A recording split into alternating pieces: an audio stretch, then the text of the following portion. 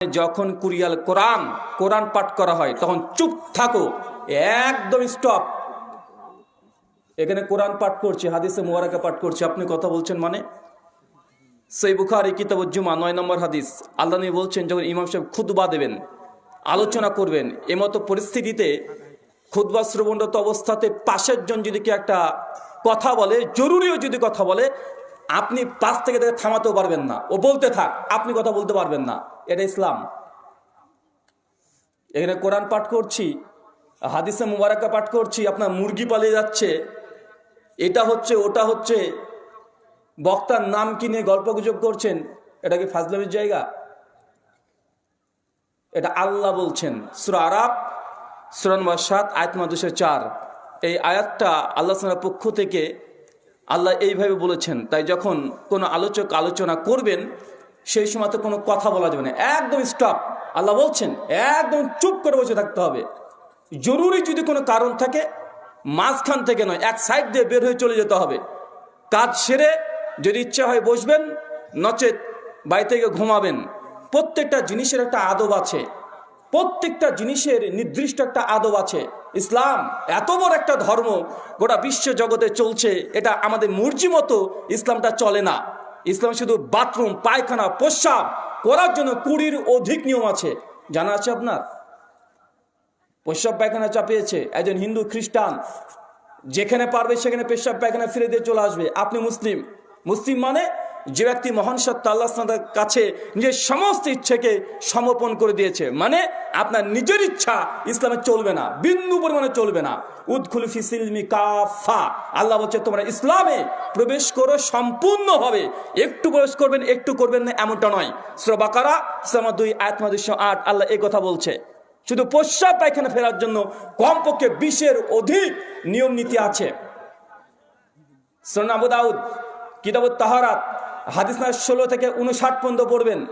আল্লাহ নবী বলছেন নামাজের আজান হয়ে গেছে, ইমাম সাহেব মুক্তি যিনি মুয়াজ্জিন তিনি একামত দিয়ে দিয়েছেন, আপনার প্রস্রাব পায়খানা চাপিয়েছেন, নামাজে আপনাকে শামিল হতে হবে না, আগে প্রস্রাব পায়খানা ফিরে আসেন। কেন? প্রস্রাব পায়খানা বেগ নিয়ে আপনি সালাত আদায় করবেন, এটা ইসলাম নয়। তাই প্রস্রাব পায়খানা এটার জন্য ইসলামের নিয়ম নীতি আছে। লাখ লাখ কোটি কোটি টাকা দিয়ে প্রস্রাব পায়খানা বাথরুম তৈরি করতে পারেন, কিন্তু যদি কিবলার দিকে মুখ অথবা পেছন হয়ে যায়, ওই প্রস্রাব পায়খানাতে প্রস্রাব ফেরা যাবে? কথা বলেন, পায়খানা ফেরা যাবে? প্রস্রাব ফেরার জন্য বাথরুমে যখন প্রবেশ করবেন দোয়া আছে না নাই? এটা যদি মুসলিম হন দোয়া পড়তে হবে। প্রস্রাব পায়খানা ফিরছেন, কোরআন মাজিদের কোনো অংশ ওখানে গিয়ে মনে মনে জিওয়ান নড়ে নড়ে পাঠ করতে পারবেন? পারবেন না। কেন? প্রস্রাব আল্লাহ নবী বলছেন সুনান আবু দাউদ 26 নম্বর হাদিস, যে কোনো ব্যক্তি একটা গর্তের মধ্যে যেন প্রস্রাব না করে। কোথায়? গর্তে। কারণ গর্তের মধ্যে তোমাদের ভাই জিনরা থাকে, তাই রাস্তাতে কোনো গর্ত আছে প্রস্রাব করবেন, আর ইসলাম অনুমোদন দেয় না। প্রস্রাব চাওয়াচ্ছে, আপনি প্রস্রাব যেখানে সেখানে করবেন, এর ইসলাম বলে না। আল্লাহ নবী বলছেন 3 জায়গায় প্রস্রাব পায়খানা ফেরা যায় না। এক, যে গাছের নিচে মানুষ আশ্রয় নাই। কোথায় বলেন তো? একটা মাঠ, ক্ষেত খামার, দেখবেন অনেক গাছ থেকে ছায়া দেয় মানুষকে। অনেক কৃষক সারাদিন মাঠে ক্ষেত খামারে কাজ করছে, আর যে গাছের নিচে মানুষ আশ্রয় নাই, ছায়া নাই, ওই গাছের নিকটে পেশাব পায়খানা ফেরা যাবে না। আল্লাহ নবী তারপরে বলছেন কোনো যেই জায়গা থেকে জল নেওয়া হয়, কোনো পুকুর, বদ্ধ জায়গা যেখানে মানুষ পানি ব্যবহার করে, গোসল করে, ওই জায়গাতে প্রস্রাব পায়খানা ফেরা যাবে না। যেখানে মানুষ চলাচল করে যে রাস্তা দিয়ে, মাঝখানে প্রস্রাব পায়খানা ফেরা যাবে না।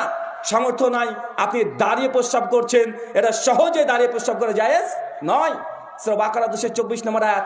আপনাকে শুধু যদি প্রস্রাব পায়খানার শুধু হাদিসগুলো বলতে যায়, কমপক্ষে 20 খানা আপনাকে নিয়ম নীতি বলা যাবে, নবী বলেছে এই কথাগুলো। আর ইসলামী এত বড় একটা মাজলিস, ভাই এই মাজলিসের আদব নাই?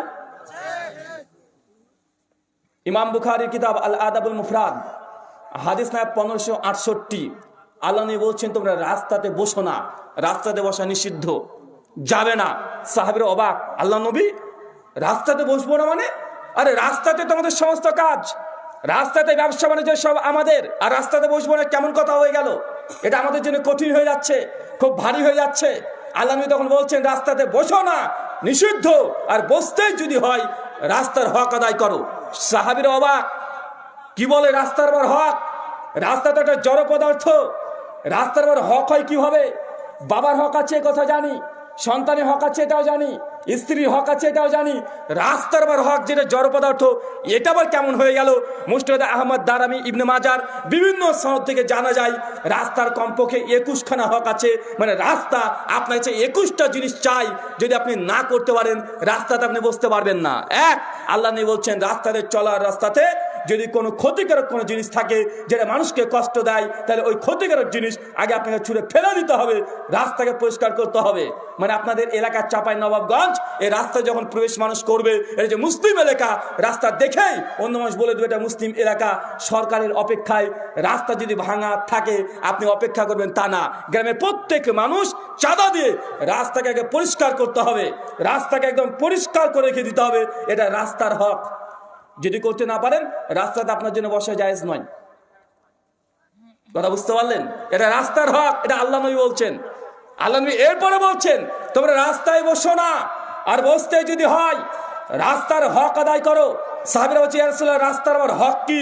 আল্লাহ নবী এরপর আবার বলছেন যদি কোনো মানুষকে দেখো রাস্তার মধ্যে যাচ্ছে আর মানুষটার জন্য কোনো বোঝা খুব কঠিন হয়ে যাচ্ছে, ভারী হয়ে যাচ্ছে, আল্লাহ নবী বলছেন ওই ব্যক্তির বোঝাটাকে তুমি হালকা করে দাও। মানে কোনো সাইকেলওয়ালা সাইকেলে করে যাচ্ছে, পেছনে গমের বস্তা আছে, পাটের বস্তা আছে, পড়ে গেছে, এটা আপনি যদি মুসলিম হন আগে আপনার সমস্ত কাজ ফেরত হয়ে ওই পথচারী ওই ব্যক্তিকে আগে সহযোগিতা করতে হবে। কোনো মানুষ যদি কোনো বোঝা মাথায় তুলতে না পারে তাকে গিয়ে সহযোগিতা করতে হবে। যদি আপনি এটা না করেন রাস্তায় আপনার বসা জায়েজ নয়, এটা হারাম, আল্লাহ নবী বলছেন। কথা বুঝে যাচ্ছে না ভাইজান? রাস্তার হক আলোচনায় রাস্তায় বসো না, বসতে যদি হয় রাস্তার হক আদায় করো। হক কি? তোমার নজর, তোমার এই নজর নিচু করতে হবে। রাস্তাতে মেয়েরা যাচ্ছে, ছেলেরা উৎপেতে বসে থাকবে, দেখবে, গল্প করবে, রাস্তাতে বসে পাবজি গেম খেলবে, বিভিন্নকে সমালোচনা করবে, মানুষকে দেখবে, অট্টহাসি দেবে, অনর্থক, এগুলো ইসলামে জায়েজ নয়। এগুলো হচ্ছে রাস্তার হক। রাস্তায় যদি বসতেই হয় চেনা অচেনা সবাইকে সালাম দিতে হবে। রাস্তায় যদি বসতেই হয় তো রাস্তাতে কোনো মুসাফির যদি এসে বলে ভাইজান অমুক গ্রামে যাব, অমুক লোকের বাড়িতে যাব, জায়গাটা একটু বলে দেন, আল্লাহ নবী বলছেন ওই মুসাফির ব্যক্তিকে আগে তার গন্তব্যস্থলে যথাযথভাবে ওকে বুঝিয়ে দিতে হবে, এটা রাস্তার হক। যদি না করেন আপনি রাস্তাতে বসার অধিকার রাখেন না। এরকম যদি শুধু ইসলামের অধিকারের কথা বলতে যাই, অজস্র ভাই আপনাকে কষ্ট দিতে আসিনি, আপনাকে এ কথা বলে লজ্জিত করতে চাচ্ছি না, আপনাকে এই কথা বলে আমি আক্রমণ বা অ্যাটাক করছি না, আপনি শুধু বোঝানোর চেষ্টা করছি ভাইজান ইসলামটাকে বোঝেন। গোটা বিশ্ব জগতের মুসলিম জাতি নির্যাতিত, নিষ্পেষিত, লাঞ্ছিত, বঞ্চিত, পদদলিত। মুসলিমদের বড় বড় রাষ্ট্র, বড় বড় দেশ, যেসব দেশগুলোকে রাষ্ট্রগুলোকে মুসলিমরা 1000, 1500 বছর ধরে শাসন করে আসছিল, ঠিক এই সময়তে মুসলিম জাতিকে আজকে প্রত্যেক সেই দেশেই মুসলিম জাতিকে আজকে নির্যাতন করা হচ্ছে। ভাই করা হচ্ছে কি হচ্ছে না? হচ্ছে। চাঁপাইনবাবগঞ্জের ইতিহাসই আলাদা। আমাদের ভারতের মুর্শিদাবাদ, মালদা, চাঁপাইনবাবগঞ্জ, দিনাজপুর, নওগাঁ, ঠাকুরগাঁ, এই জায়গাগুলো আহলে হাদিস যারা তাদের মারকাজ, এইখান থেকে ব্রিটিশদের বিরুদ্ধে যুদ্ধ করা হয়েছে। ব্রিটিশদেরকে সবচেয়ে এই 5টা জেলার মানুষটা শক্ত হাতে প্রতিহত করে এই ভারত থেকে 200 বছর তার রাজত্ব করেছিল, একদম 7 সমুদ্র 13 নদী পার করে বিতাড়িত করে দিয়েছে চাঁপাইনবাবগঞ্জের মানুষ। শিবগঞ্জের ইতিহাস পড়ে নিবেন, আপনাদের এটা শিবগঞ্জ বলছে তো নাকি? পড়ে নিবেন। আহলে হাদিস আন্দোলন ও ক্রমবিকাশ, লেখক ডক্টর প্রফেসর আসাদুল আল গালিব স্যার আপনার চাঁপাইনবাবগঞ্জের একটা অধ্যায় কায়েম করেছে। আপনার নিজেদের ঐতিহ্য আপনারা ভুলে যাচ্ছেন। যে জাতি তার নিজের ইতিহাস ভুলে যায়, সে জাতি কখনো মাঝে 60 করে দাঁড়াতে পারে না। জেনে রাখবেন বিজয় যারা তারা ইতিহাস রচনা করে। আপনাদের চাঁপাইনবাবগঞ্জের মানুষ, আপনারা, আমার রাজ্যে মালদা, আর এটা হয়ে গেছে চাঁপাইনবাবগঞ্জ, তথা আপনাদের এই জায়গাটা, এটা পুরোটাকে বলা হয় চাঁপাই, তাই তো? আপনাদের ইতিহাস আলাদা, সোনালী ইতিহাস আছে আপনাদের। ইসলামের ভিত ছিল ওই চাঁপাইনবাবগঞ্জ, মালদা, মুর্শিদাবাদ, দিনাজপুর আর বিহারের কিছু অংশ। আল্লাহ সুবহানাহু ওয়া তাআলা আমাদেরকে তুমি এই কথাগুলো বোঝার তৌফিক দান করে, সকলে বলি আমিন। মহান সত্য আল্লাহ সুবহানাহু ওয়া তাআলার কাছে দোয়া, আল্লাহ সুবহানাহু ওয়া তাআলা যতটুকু আলোচনা করবো কোরআন সুন্নাহর আলোকে, সেই কথাগুলো আপনাদেরকে গ্রহণ করার মতো দিল জজবা তুমি দান করো, সকলে বলি আল্লাহুম্মা আমিন। রাত্রি অনেক বেশি হয়ে গেছে, খুব বেশি কষ্ট আপনাদেরকে দেব না। আজকে যে বিষয়ে আলোচনা করব, আলোচ্য বিষয় যেভাবে জান্নাতে ঘর নির্মাণ করবেন। কি বললাম বলেন তো চাচা? যেভাবে জান্নাতে ঘর নির্মাণ করবেন, আলোচ্য বিষয়। তার পূর্বেই আজকে আপনাদের যে আয়োজক কর্তৃপক্ষ লক্ষ্মীপুর বগলা উড়ি পুরাতন জামে মসজিদের উন্নতিকল্পে ৪র্থ বার্ষিক ইসলামী মহাসম্মেলন ২ দিন ব্যাপী ১৪ এবং ১৫ জানুয়ারি ২০২৪ রবি এবং সোমবার। মহান সত্য আল্লাহ সুবহানাহু ওয়া তাআলার কাছে দোয়া, এই প্রার্থনা আল্লাহ সুবহানাহু ওয়া তাআলা আজকের এই আলোচনা সভাটিকে সফল করার জন্য যারা সার্বিক দিক থেকে সাহায্য এবং সহযোগিতা করেছেন তাদের প্রত্যেকের নাম নেওয়া সম্ভব নয়। বিশেষ করে অর্থ, শ্রম, মেধা, দোয়া, পরামর্শ এবং দূর দূরান্ত থেকে যেসব দিনী ভাই এবং বোনের একত্রিত হয়েছেন, আল্লাহ সুবহানাহু ওয়া তাআলা তুমি তাদের প্রত্যেককে তাদের নেক নিয়াত এবং নেক আমলগুলো কবুল করে নাও। সকলে পড়ি আমিন। মহান সত্য আল্লাহ সুবহানাহু ওয়া তাআলার কাছে দোয়া, এই প্রার্থনা আল্লাহ সুবহানাহু ওয়া তাআলা আমরা মানুষ, আমরা কম বেশি ছোট বড় ভুল ত্রুটি বিচ্যুতি গুনাহ পাপ খতা করেই থাকি। আজকের এই আলোচনা সভার ওসিলায় আমাদের পেছনে যাবতীয় অন্যায় অপরাধ তুমি ক্ষমা করে দাও। সকলে পড়ি আমিন। সম্মানিত সুধী, আজকে যে বিষয়ে গুরুত্বপূর্ণ আলোচনা করবো, আলোচ্য বিষয় কি বলেন তো? যেভাবে জান্নাতে ঘর নির্মাণ করতে পারবেন। আমাদের গোটা দুনিয়াটা আল্লাহ সুবহানাহু ওয়া তাআলা তৈরি করেছেন কেন, সৃষ্টি করেছেন কেন, উদ্দেশ্য কি? যেমনটা কোরআন মাজিদে আল্লাহ সুবহানাহু ওয়া তাআলা বলে দিয়েছেন দুটো উদ্দেশ্য।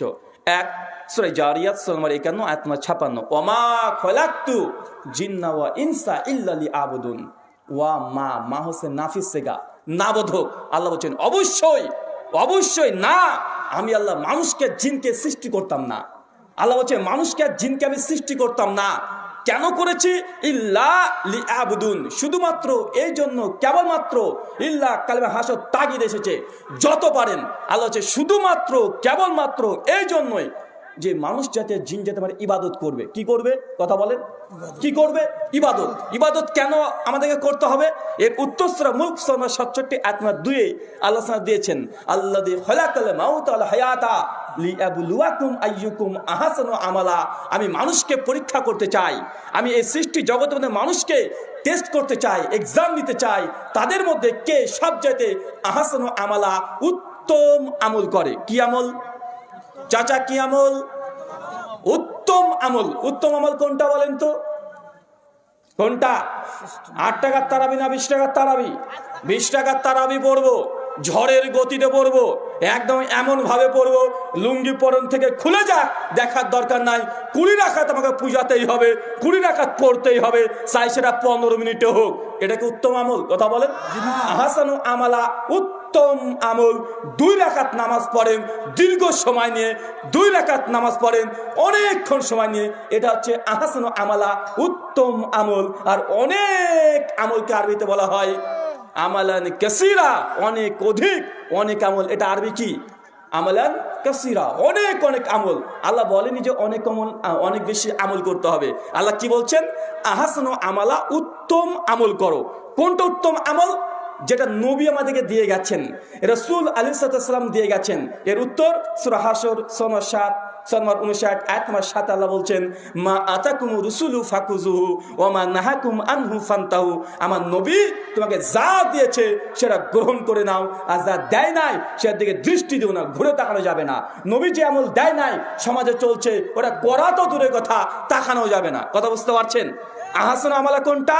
নবী আলাইহিস সালাম যা দিয়েছে এটা উত্তম আমল। আপনার মন চাইতে পারে যে কষ্ট করে ফজরে উঠলাম, জোহরে এত ব্যস্ততার মধ্যে 4 রাকাত নামাজ পড়তে হচ্ছে ফরজ, আসরে ব্যস্ততার মধ্যে 4 রাকাত পড়ছি, মাগরিবে 3 রাকাত পড়ছি, ফজরে ওঠা খুব কষ্ট, কিন্তু আল্লাহ দিয়েছে 2 রাকাত। আর ফজর নামাজ পড়তে ভালোই লাগে, মনটা চাই আরো বেশি বেশি নামাজ পড়ি।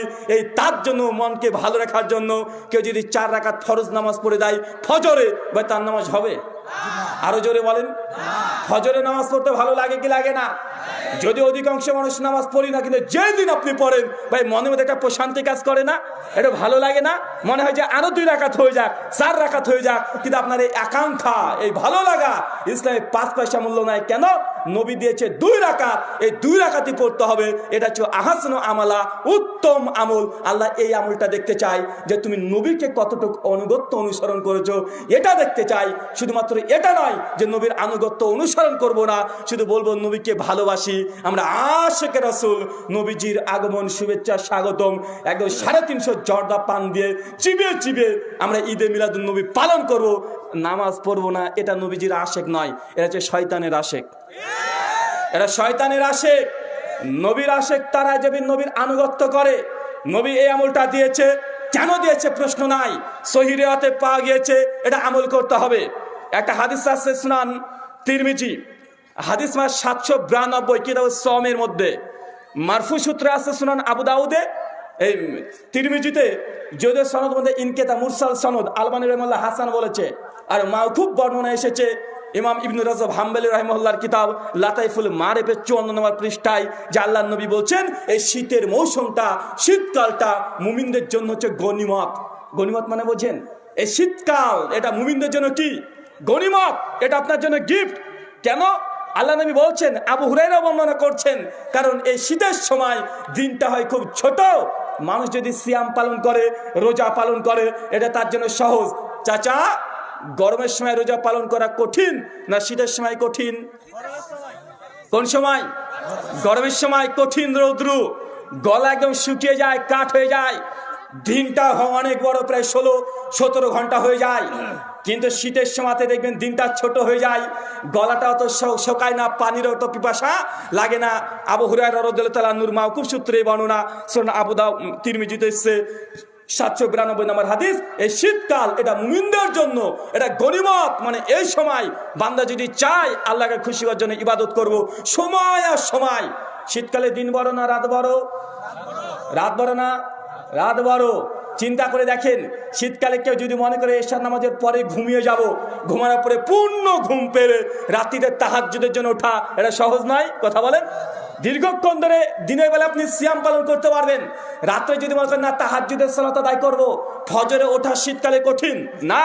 যদি আপনি তাহাজ্জুদের অভ্যস্ত নাও হন, রাত্রিতে যখনই ঘুমান না কেন ভাই বলেন তো, ফজরের আগে অটোমেটিক ঘুমটা ভেঙে যাচ্ছে কি যাচ্ছে না? ভেঙে যায়। তাই এই শীতকাল মুমিনদের জন্য ইবাদতের একটা খাস মাস। তাই এই শীতকাল আল্লাহ সুবহানাহু ওয়া তাআলার পক্ষ থেকে একটা নিয়ামত, এটা গনিমত। আল্লাহ সুবহানাহু ওয়া তাআলা তুমি আমাদেরকে শীতের সময়টা, অনর্থক রাতকে কাটানোর আমাদেরকে সেই থেকে বিরত রাখো। আমাদের শীতের রাতটাকে ইবাদত আর দিনের বেলায় সিয়াম তথা রোজা করার তৌফিক দান করো। সকলে বলি আল্লাহুম্মা আমিন।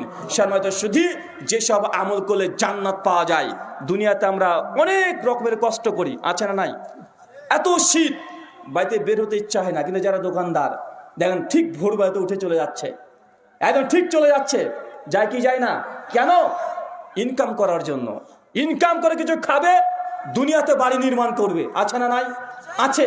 দোকানটাকে খুলেছে সকালবেলায়, ঝাড়ু দিচ্ছে, কাস্টমারের অপেক্ষা হাঁ করে বসে আছে, সবসময় ভাবছি যে কখন কাস্টমার আসবে। কাস্টমারের অপেক্ষায় অপেক্ষমান একজন দোকানদার। কাস্টমার চলে এসেছে, একটা জিনিস বলছে এটা দাম কত, আপনি বলেন 600, ও বলছে না 400 টাকা দেবো। আপনার মন থেকে রাগ আসছে যে বেটা বলে কি, বললাম 600, দাম বলে 400, আর 400 কেনা নাই। তারপর নিজের রাগকে কন্ট্রোল করে নিচ্ছেন। কেন? কারণ তাকে কাছে বিক্রি করতে পারলে কিছু লাভ আসবে। এত কথা বার্তা, এত রাগ হচ্ছে, দমন করছেন কিসের জন্য? অর্থ উপার্জন। এই অর্থের দ্বারা নিজে ভক্ষণ করবেন, ছেলে মেয়েকে খাওয়াবেন, দুনিয়াতে একটা ঘর নির্মাণ করবেন। গোটা জীবনটাকে আপনি একদম কষ্টের মধ্যে চলে যাচ্ছেন, ঠিকমতো ঘর নির্মাণ করো দুনিয়াতে। ভাই ভাই, দুনিয়াতে তো ঘর আমরা অনেকে নির্মাণ করি, কিন্তু জান্নাতে ঘর দরকার আছে না নাই? জান্নাতে ঘর দরকার আছে। আপনি ভাবতেন জান্নাতে আবার ঘর?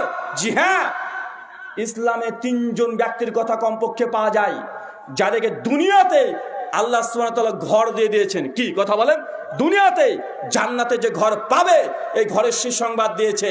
প্রথম একজন ব্যক্তির নাম সকলে জানেন, কি নাম? আসিয়া। চাচা কে বলেন তিনি? ফেরাউনের স্ত্রী। ফেরাউন কে ছিল? অনেক বড় পীর সাহেব, একদম অনেক বড় আল্লাহর ওলি, তাই তো? ফেরাউন কে ছিল? আল্লাহর ওলি না? দুনিয়ার মধ্যে সবচেয়ে খারাপ কোনো মানুষ যদি থেকে থাকে, এক কথাতে উত্তর দেবেন ফেরাউন। 100তে 100 নাম্বার পাই যাবেন, একদম 100তে 100 যে নিতে হয়। পৃথিবীর সবচেয়ে খারাপ মানুষের নাম কি? ফেরাউন। ফেরাউনের স্ত্রীর নাম হচ্ছে আসিয়া। কি নাম বললাম? আসিয়া। মুসনাদে আবি ইয়ালা হাদিস নাম্বার 6431, সহিলি গৈরি হাদিসের মান। আল্লাহ নবী মুহাম্মদ রাসূলুল্লাহ সাল্লাল্লাহু আলাইহি ওয়াসাল্লামের সাহাবী আবু হুরায়রা বর্ণনা করে বলছেন যে ফেরাউনের স্ত্রী আসিয়া জান্নাতে একটা ঘর পাবে। কেন? কারণ ফেরাউন এত বড় বজ্জাত, যে নিজেকে রব দাবি করেছিল, আল্লাহ তাকে মানত না, অস্বীকার করত, একদম মিশরের যত ছোট ছোট সন্তান ছিল তাকে হত্যাযোগ্য করেছে, হত্যা করে ফেলেছে। এখন যেমন ধরে ধরে ফিলিস্তিনে মুসলিমদেরকে বা হত্যা করছে কি করছে না? ফিলিস্তিনে মুসলিমদেরকে হত্যা করছে কি করছে না? করছে। আর দেখবেন, লক্ষ্য করে দেখবেন, ফিলিস্তিনে অধিকাংশ যাদেরকে হত্যা করা হচ্ছে তারা হচ্ছে নারী আর ছোট ছোট শিশু। কেন? এটা ইহুদিদের আগেকার চরিত্র, অনেক আগেকার চরিত্র। তা ধরে ধরে ছোট ছোট শিশুদেরকে হত্যা করে। আজকে ফিলিস্তিনে এইভাবে নিরীহ মুসলিমকে হত্যা করছে। ঠিক সেই সময়তে ফেরাউন এরকম লাখ লাখ ছোট ছোট বাচ্চাকে হত্যা করেছিল। আসিয়া যখন আল্লাহ সুবহানাহু ওয়া তাআলা তৌহিদ বুঝে নিলেন, আল্লাহকে চিনতে পারলেন, তখন আসিয়া আলাইহিস সালাম আল্লাহর উপরে ঈমান আনলেন, বিশ্বাস করলেন, ইসলামকে তখন গ্রহণ করে নিলেন। আর এই খবর যখন ফেরাউন পেয়েছিল, সঙ্গে সঙ্গে ফেরাউন প্রত্যেক দিন 2 বেলা করে আসিয়ার উপরে অত্যাচার করত। আবু হুরায়রা বলছেন যে বিবি আসিয়া আলাইহিস সালামকে সকালবেলাতে তার এই হাতে 4টে করে পেরেক আর পায়ে 4টে করে পেরেক পোতা হতো। কয়টা? চিন্তা করতে পারছেন? 4টে করে পেরেক। আপনার শরীরে তো একটু যদি সিরিঞ্জ ইনজেকশন যদি ফোটানো হয়, আপনি তো বাপরে মারে করে কাদাকাটি শুরু করে দেন। যদি আপনার হাতে 4টে করে পেরেক সকালে যদি পুঁতে দেওয়া হয়, 2 হাতে 8টা, 2 পায়ে 8টা, 16টা। আসিয়াকে শুধু বারবার একটা কথা বলা হতো যে আল্লাহ তাওহীদকে ভুলে যেতে। আসিয়া শুধুমাত্র আল্লাহকে স্বীকার করে নিয়েছিল, আল্লাহ এক এবং অদ্বিতীয় স্বীকার করে নেওয়ার জন্য তার এই অবস্থা কে করেছিল? কথা বলেন। ফেরাউন এবং তার সঙ্গপাঙ্গ, তার যারা নেতা নেত্রী আছে তারা এই কাজ করেছিলেন। আসিয়া ধৈর্য ধারণ, কঠিন ধৈর্য ধারণ করে শুধুমাত্র আল্লাহকে, আল্লাহ তুই ফেরাউন এবং তার যারা অধীনে আছে এদের নির্যাতন থেকে তুমি আমাকে রক্ষা করো, এর দোয়া করেছিল। সূরা তাহরিম সূরা 66 আয়াত নাম্বার 11 ইবনে কাসির সহ দেখে নেন। আল্লাহ সুবহানাহু ওয়া তাআলা তার দোয়া কবুল করে দুনিয়াতে আসিয়ার জন্য জান্নাতে ঘর পাবে, এই ঘরটা দেখিয়ে দিয়েছিল। জান্নাতে ঘর। আমাদের মেয়েরা এরকম সহ্য করবে? আমরা জান্নাতে ঘর সবাই পেতে চাই, কিন্তু স্বামী যদি একটু যদি রেগে যায়, এমনি স্ত্রীগণ কি বলে দেয়, তোমার কাছে কোনোদিন সুখী থাকলাম না, কোনোদিন সুখী নাই, 20 বছর ধরে সংসার করছি তোমার সঙ্গে, এখন পর্যন্ত একটা মনের মতো শাড়িও কিনে দিতে পারোনি, যে সেটা পরে এসেছে ওটা বাপের বাড়ির। আছে না নাই? কথা বলেন। একটু 19-20 হয়ে গেলে স্বামী স্ত্রীর সম্পর্ক মনে হয় আকাশ ভেঙে পড়বে। আবার অনেক মেয়েরা আছে বারবার তালাকও চায়। আছে না নাই? আছে। 19-20 হয়ে গেলে সহ্য করতে চায় না। দেখাচ্ছে আপনি আপনার মায়ের জন্য প্রত্যেক মাসে মাসে 150-200 টাকা করে আপনি ঔষধের পেছনে খরচ করছেন। অনেক মেয়ে মানুষ আছে ওটা সহ্য করতে পারে, তুমি কেন বারবার এ টাকা খরচ করছো, কি দরকার? আছে না নাই? আছে। মানে সহ্য নাই, ধৈর্য নাই। আসিয়া তাকে জান্নাতে ঘর দেওয়া হয়েছে একটাই কারণ, শুধু আল্লাহকে গ্রহণ করেছে। আর সে যা ধৈর্য ধারণ করেছে এই দুনিয়াতে, এই ধৈর্যের কারণে জান্নাতে থেকে ঘর দেওয়া হয়েছে। মা বোনেদের উদ্দেশ্যে এই কথা, যদি আসিয়া আলাইহিস সালামের মতো হতে চান, এই দুনিয়াতে যতই আপনার স্বামী আপনাকে অত্যাচার করুক, আপনাকে যতই ধামকি দিক, যতই যাতা করে করুক না কেন, আপনি ধৈর্য ধারণ করেন আর স্বামীর জন্য দোয়া করেন যে আল্লাহ আমার স্বামীকে হেদায়েত দান করো। এই ধৈর্যের উপর যদি টিকে থাকতে পারেন, ইনশাআল্লাহ জেনে রাখবেন আপনার জন্য জান্নাতে ঘর অপেক্ষা করছে। আল্লাহ সুবহানাহু ওয়া তাআলা তুমি আমাদের প্রত্যেককে জান্নাতে ঘর নির্মাণ করার জন্য এই ধৈর্য ধারণ এটা করা তৌফিক দান করে, সকলে বলি আমিন। আরেকটা ঘটনা পাওয়া যায়, খাদিজা রাদিয়াল্লাহু তাআলা আনহা, নাম শুনেছেন? ইনি কে বলেন তো? আল্লাহর নবী আলাইহিস সালামের স্ত্রী। তবে এখানে একটা ভুল তথ্য প্রচার আছে সমাজে। আল্লাহ নবী যখন বিয়ে করেছিলেন, নবীর বয়স তখন কত ছিল? আরো জোরে 25। আর খাদিজা রাদিয়াল্লাহু তাআলা আনহার 40। এই ঘটনা ভুল, এটা সঠিক নয়। বরং খাদিজার বয়স তখন 27 থেকে 28 ছিল। কত? তবাকাতুল ইবনু সাদ প্রথম খণ্ডের 13 নম্বর পৃষ্ঠায় অনেকগুলো রিওয়ায়াত এসেছে। কিছু বর্ণনায় 40, কিছু বর্ণনায় 36, কিছু বর্ণনায় 27, কিছু বর্ণনায় 32। সমস্ত সনদে তাহকিক করে দেখা গিয়েছে 40-এর ঘটনা সঠিক নয়। আপনাদের এলাকায় যদি কোনো বড় আলেম, মুহাক্কিক আলেম থাকে, তাকে জিজ্ঞাসা করবেন, তিনিও বলে দিবেন সেই সময় খাদিজা রাদিয়াল্লাহু তাআলার বয়স 40 কোনো ক্রমে ছিল না, বয়স তখন তার ছিল 27 থেকে 28। কথাকে বুঝতে পারছেন? এটাই খাদিজা রাদিয়াল্লাহু তাআলা আনার ব্যাপারে আছে সহিহ বুখারী হাদিস নাম্বার 3802 ফাজালে সাহাবা অধ্যায়ে। একদিন ফেরেশতা জিবরিল আলাইহিস সালাম আল্লাহ নবীর কাছে এসে উপস্থিত, আর আল্লাহ নবীকে ফেরেশতা জিবরিল বলছে যে ইয়া রাসূলুল্লাহ, ওই দেখেন আপনার স্ত্রী খাদিজা আসছে, হাতে একটা পাতিল আছে, পাতিল মানে বোঝেন, একটা পাত্র আছে, আর ওই পাত্রে খাবার আছে। যখন খাদিজা আপনার কাছে আসবে তখন খাদিজাকে বলেন আল্লাহ খাদিজাকে সালাম দিয়েছে। বলেন তো কে সালাম দিয়েছে? আল্লাহ সালাম দিয়েছে। এবং আপনি এটাও জানিয়ে দেন যে আল্লাহ সুবহানাহু ওয়া তাআলা খাদিজা তোমার জন্য জান্নাতে একটা ঘর নির্মাণ করেছে। ঘরটা মণিমুক্তা দিয়ে তৈরি করা হয়েছে। ঘরের সৌন্দর্য এতই যে ভেতর থেকে বাইরে দেখা যায়, আর বাইরে থেকে ভেতরে সম্পূর্ণ একদম দেখা যায়। খাদিজা রাদিয়াল্লাহু আনহা প্রসঙ্গে আল্লাহ নবীর পক্ষ থেকে আবু হুরায়রা হাদিস বর্ণনা করে বলছেন যে খাদিজাকেও দুনিয়াতে সংবাদ দেওয়া হয়েছে জান্নাতে তার জন্য একটা ঘর আছে। সেই বুখারী হাদিস না 3802। এখানে যুব যারা আছেন, তরুণ আছেন, তাদের উদ্দেশ্যে একটা ছোট্ট কথা জেনে রাখবেন, বাংলাদেশে নাস্তিক আছে না নাই? বাংলাদেশে ফ্যামিনিস্ট আন্দোলন নারীবাদী আছে না নাই? তারা বারবার বলে ইসলামের নারীকে কোনো অধিকার দেয় নাই। আরে পবিত্র কোরআন মাজিদে জান্নাতে একটা ঘর পাবে কোনো পুরুষের কথা উল্লেখ নাই। যার কথা আছে তার নাম কি? কথা বলে এটা নারীর কথা। আবার হাদিসে খাদিজা সেও নারী, তাকে জান্নাতে ঘর দিয়ে দেওয়া হবে এটা বলা হচ্ছে। অন্য কারো ব্যাপারে এত কথা বলা হচ্ছে না যে জান্নাতে তার জন্য আগে থেকে ঘর প্রস্তুত আছে। ইসলাম যে নারীকে সম্মান দিয়েছে এক কথাতে গোটা বিশ্বকে কম্পিত করার জন্য যথেষ্ট হয়ে যায়। সূরা নাসে হাদিস 3104 আল্লাহ নবী বলেন মায়ের পায়ের নিচে জান্নাত। দুনিয়াতে যত বড় সাহিত্যিক আছে, যত বড় দার্শনিক আছে, পৃথিবীর গোটা ব্রিটিশ যত আইন আছে, ল আছে, ফ্যামিনিস্ট আন্দোলন, নারীবাদী আন্দোলন যা আছে, তারা একটাও এই হাদিসের মোকাবেলা করতে সামর্থ্যবান না। কেউ বলতে পারে চাষবন্ত কথা বলে? কেউ বলেছে? আর এই কথা আজকের কথা নয়, 1400 বছর আগেকার কথা। যে সময় মানুষ মানুষকে হত্যা করত, মানুষ মানুষকে চিনত না, সেই সময় মানুষ এত উশৃঙ্খল ছিল, সেই সময় আল্লাহ নবী বলছেন মায়ের পায়ের নিচে জান্নাত। এই চারটেখানে কথা।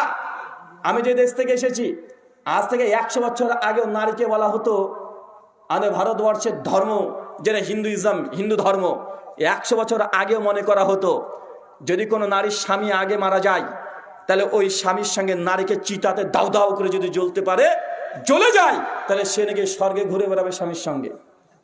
কথা বুঝতে পারছেন না? বা সতীদাহ প্রথা সম্পর্কে জানা আছে না? মাত্র 100 বছর আগেও হিন্দুদের মধ্যে নারী যদি স্বামী একবার মারা গিয়েছে, বিধবার আর বিবাহ করতে পারবে না। তার চুলকে ন্যাড়া করে দিয়ে সাদা ফান পরে ঘরের মধ্যে পড়ে থাকতে হবে।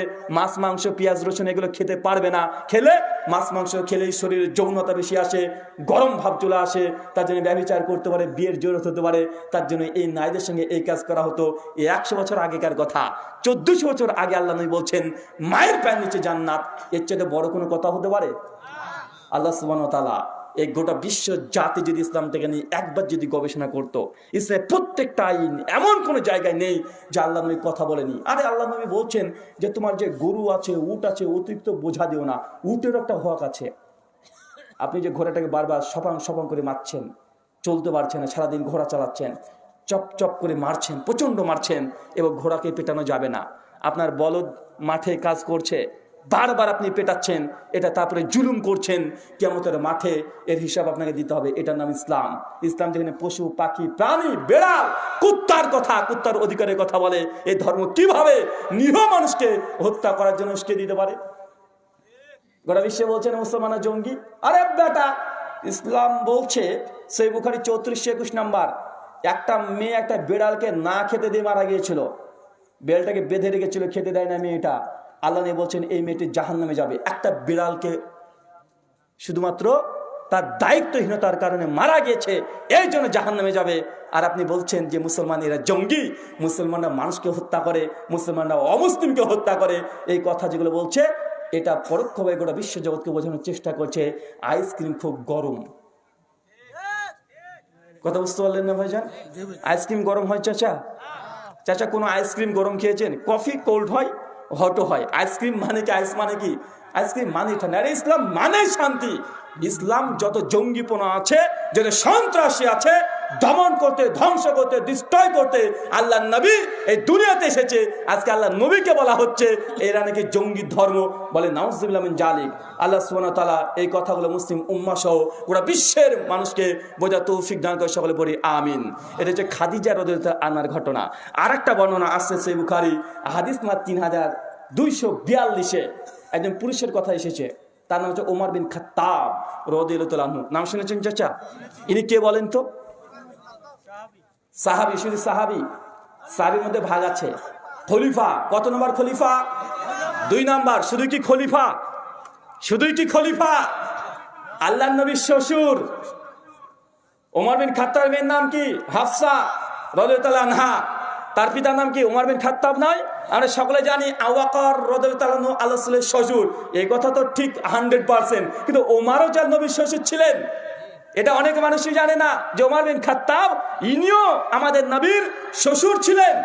ওমর বিন খাত্তাবের ব্যাপারে আল্লাহ নবী বলছেন, এই হাদিসে বর্ণনা করছে আবু হুরায়রা রাদিয়াল্লাহু তাআলা আনহু, সহিহ বুখারী হাদিস নাম্বার 3242। আল্লাহ রাসূল বলছেন, হঠাৎই একদিন আমি দেখছি জান্নাতে, স্বপ্নের মধ্যে চলে গেছি, জান্নাতে ঘুরে বেড়াচ্ছি। জান্নাতে ঘুরতে ঘুরতে পাশ দিয়ে একটা দেখছি অনেক সুন্দর বাড়ি, এমন সুন্দর যে আমার দৃষ্টিটাকে এই বাড়িটা আকর্ষণ করে নিচ্ছে। সামনে দেখছে একটা মেয়ে অজু করছে। আমি সঙ্গে সঙ্গে ফেরেশতা জিবরিলকে বললাম, জিবরাইল এই ঘরটা কার, এত সুন্দর? সঙ্গে সঙ্গে জিবরিল তখন বলছে, আল্লাহর নবী এই ঘরটা হচ্ছে আপনার সাহাবী দ্বিতীয় খলিফা ওমর বিন খাত্তাব, তার জন্য ঘর আল্লাহ তৈরি করে রেখেছেন। আল্লাহ রাসূল সঙ্গে সঙ্গে বলছেন, ওমর বিন খাত্তাবের মর্যাদা দেখে, এই ঘর দেখে ভেতরে প্রবেশ করতে ইচ্ছে হচ্ছিল, কিন্তু ওমরের সম্মানের জন্য আমি এই ঘরে আর প্রবেশ করলাম না। ওমর বিন খাত্তাব জান্নাতে যখন আসবে প্রথম এই ঘরে প্রবেশ করবে। এই কথা যখন নবী ওমরের সামনে বলছেন, ওমর বিন খাত্তাব কাঁদতে কাঁদতে চোখের পানি ছেড়ে দিয়েছেন, কেঁদে ভাসিয়ে দিচ্ছেন জান্নাতে ঘরের সংবাদ শুনে। চিন্তা করতে পারছেন? এটা ওমর বিন খাত্তাব। অথচ জান্নাতের বর্ণনা বললে আমাদের অনেক যুবকের কাছে মনে হয় যেটা কেমন একটা কথা হয়ে গেল, জান্নাত কে দেখেছে রে বাবা? মরার পরে জান্নাত আছে এটার প্রমাণ কি? অনেকে দাবি করে, কি করে না। একজন যুবক আমাকে প্রশ্ন করে বলছে যে, রুহুল আমিন ভাই আপনি তো খুব ভালো ভালো আলোচনা করেন, তবে আমি একটা জিনিস বিশ্বাস করি না আপনার আলোচনা। তো কোন জিনিসটা? ওই যে কবরে আযাব হয়, এটা আমি বিশ্বাস করি না। আমি বললাম, কেন ভাইজান, কেন বিশ্বাস করেন না? উনি তখন বলছেন, আরে কবরে যদি আযাবই হবে, তো আমাদের বাড়ির পাশে একটা কবর আছে, আর হুজুররা বলে কবরের মধ্যে নাকি আযাব হয়, বড় বড় সাপ থাকে, একবার কামড়াবে 70 বছর ধরে নাকি জ্বলবে। কবরে নাকি বড় বড় বিছুতা আছে, সাপ আছে, এরা নাকি দংশন করে। তো আমাদের বাড়ির পাশে একটা কবরস্থান বড় আছে, ওই ফিল্ডে আমরা ফুটবল খেলি, ভলিবল খেলি, মাঝে মধ্যে বলটাকে যখন মেরে দিই কবরের মধ্যে পড়ে যায়, আর ছেলে যারা আছে ভয়ে কেউ কবরে নামে না। আর আমি তো কবরে বিশ্বাসই করি না, যেতে হয় তো আমি যাই ভেতরে গিয়ে বলটা কবরের মধ্যে থেকে তুলি, নিচে বারবার তাকিয়ে দেখি কই কিছুই তো বোঝা যায় না, শুধু কটা ওই পিঁপড়া ঘুরে বেড়ায়। ওই দেখতে পাই না তো, হাড়গুলো পড়ে থাকে, কিছু কিছু হাড় দেখেছি, খুলি দেখেছি, কঙ্কালের মতো কিছু অংশ দেখেছি, কিন্তু আযাব কই দেখতে তো পাই না, শুধু পিঁপড়া ঘুরে বেড়ায়। হুজুর বলতে সাপ আছে, আর ওখানে পিঁপড়া দেখা যায়, সাপ দেখা যায় না, পিঁপড়া ছোট তাও দেখা যায়, সাপ এত বড় তাও দেখা যায় না। অতএব আমি কবর আযাবকে বিশ্বাস করি না। ভাই এই সংশয় অনেকের মধ্যে আছে না নাই? স্বপ্ন কারা কারা দেখেন একটু হাত তোলেন তো। ড্রিম, স্বপ্ন দেখেন না ভাইজান? সবাই দেখি তো ভাই, দেখি না ভাইজান? সকলে দেখি, ঠিক আছে। আচ্ছা, স্বপ্ন যখন দেখেন, চাচা আপনার জীবনে এমন কোনো স্বপ্ন দেখেছেন? স্বপ্ন দেখছেন, দেখুন স্বপ্ন তো একটা গাড়ি অ্যাক্সিডেন্ট হয়েছে, ওই গাড়িতে আপনি আছেন, সবাই চিৎকার মারছে, প্রচন্ড চিৎকার মারছে, বাঁচাও বাঁচাও। আপনি দেখছেন আপনার পা একটা হাত ভেঙে বেরিয়ে গেছে, কেটে গেছে, রক্ত বেরোচ্ছে, চিৎকার মারছেন, একদম অনেক কষ্ট পাচ্ছেন। এরকম স্বপ্ন অনেক সময় দেখা যায় না? কথা বলেন। কোনো কিছু ঘটেছে, যে একটা সাপ তাড়ছে, ভয় পাচ্ছেন, একটা কুকুরও তাড়ছে, ভয় পাচ্ছেন, আপনার ছোট ছেলেটা নদীতে হাবুডুবু খাচ্ছে, ডুবে মরছে, মা তার স্বপ্ন দেখছে, আছে না নাই? কথা বলেন। আচ্ছা, একজন মা যখন এই স্বপ্নটা দেখছে, বিছানাতে শুয়ে আছে আর দেখছে যে তার ছেলেটা পুকুরের মধ্যে একদম হাবুডুবু খাচ্ছে, স্বপ্নের মধ্যে মা হাও মাও করে কাঁদছে, প্রচন্ড কাঁদছে, অথচ তার স্বামী দেখা যাচ্ছে খাটে পড়ে বসে টিভিতে কিরণমালা সিরিয়াল দেখছে ভারতের। আচ্ছা না নাই? কথা বলেন। এখন বলেন তো, তার স্ত্রী যে স্বপ্নের মধ্যে প্রচন্ড কাটাকাটি করছে, তার ছেলে যে পানিতে পড়ে গেছে স্বপ্নের মধ্যে, তার জন্য ব্যথা পাচ্ছে, প্রচন্ড কাঁদছে, ছোটাছুটি করছে। এখন তার স্বামী যদি এই ব্যথার বোধ দিকে স্ত্রী দিকে তাকিয়ে থাকে, ওর স্ত্রী যখন ভেতরে আযাব ভোগ করছে, কাঁদাকাটি করছে, চিৎকার মারছে, ওর স্বামী যদি তাকিয়ে থাকে, দেখে বুঝতে পারবে? কথা বলেন, বোঝা সম্ভব? পৃথিবীর যত বড় ভয়ঙ্কর ক্যামেরা নিয়ে আসেন, ক্যামেরা দিয়েও ভাই এই স্বপ্নকে ধরে রাখা সম্ভব? ধরা সম্ভব?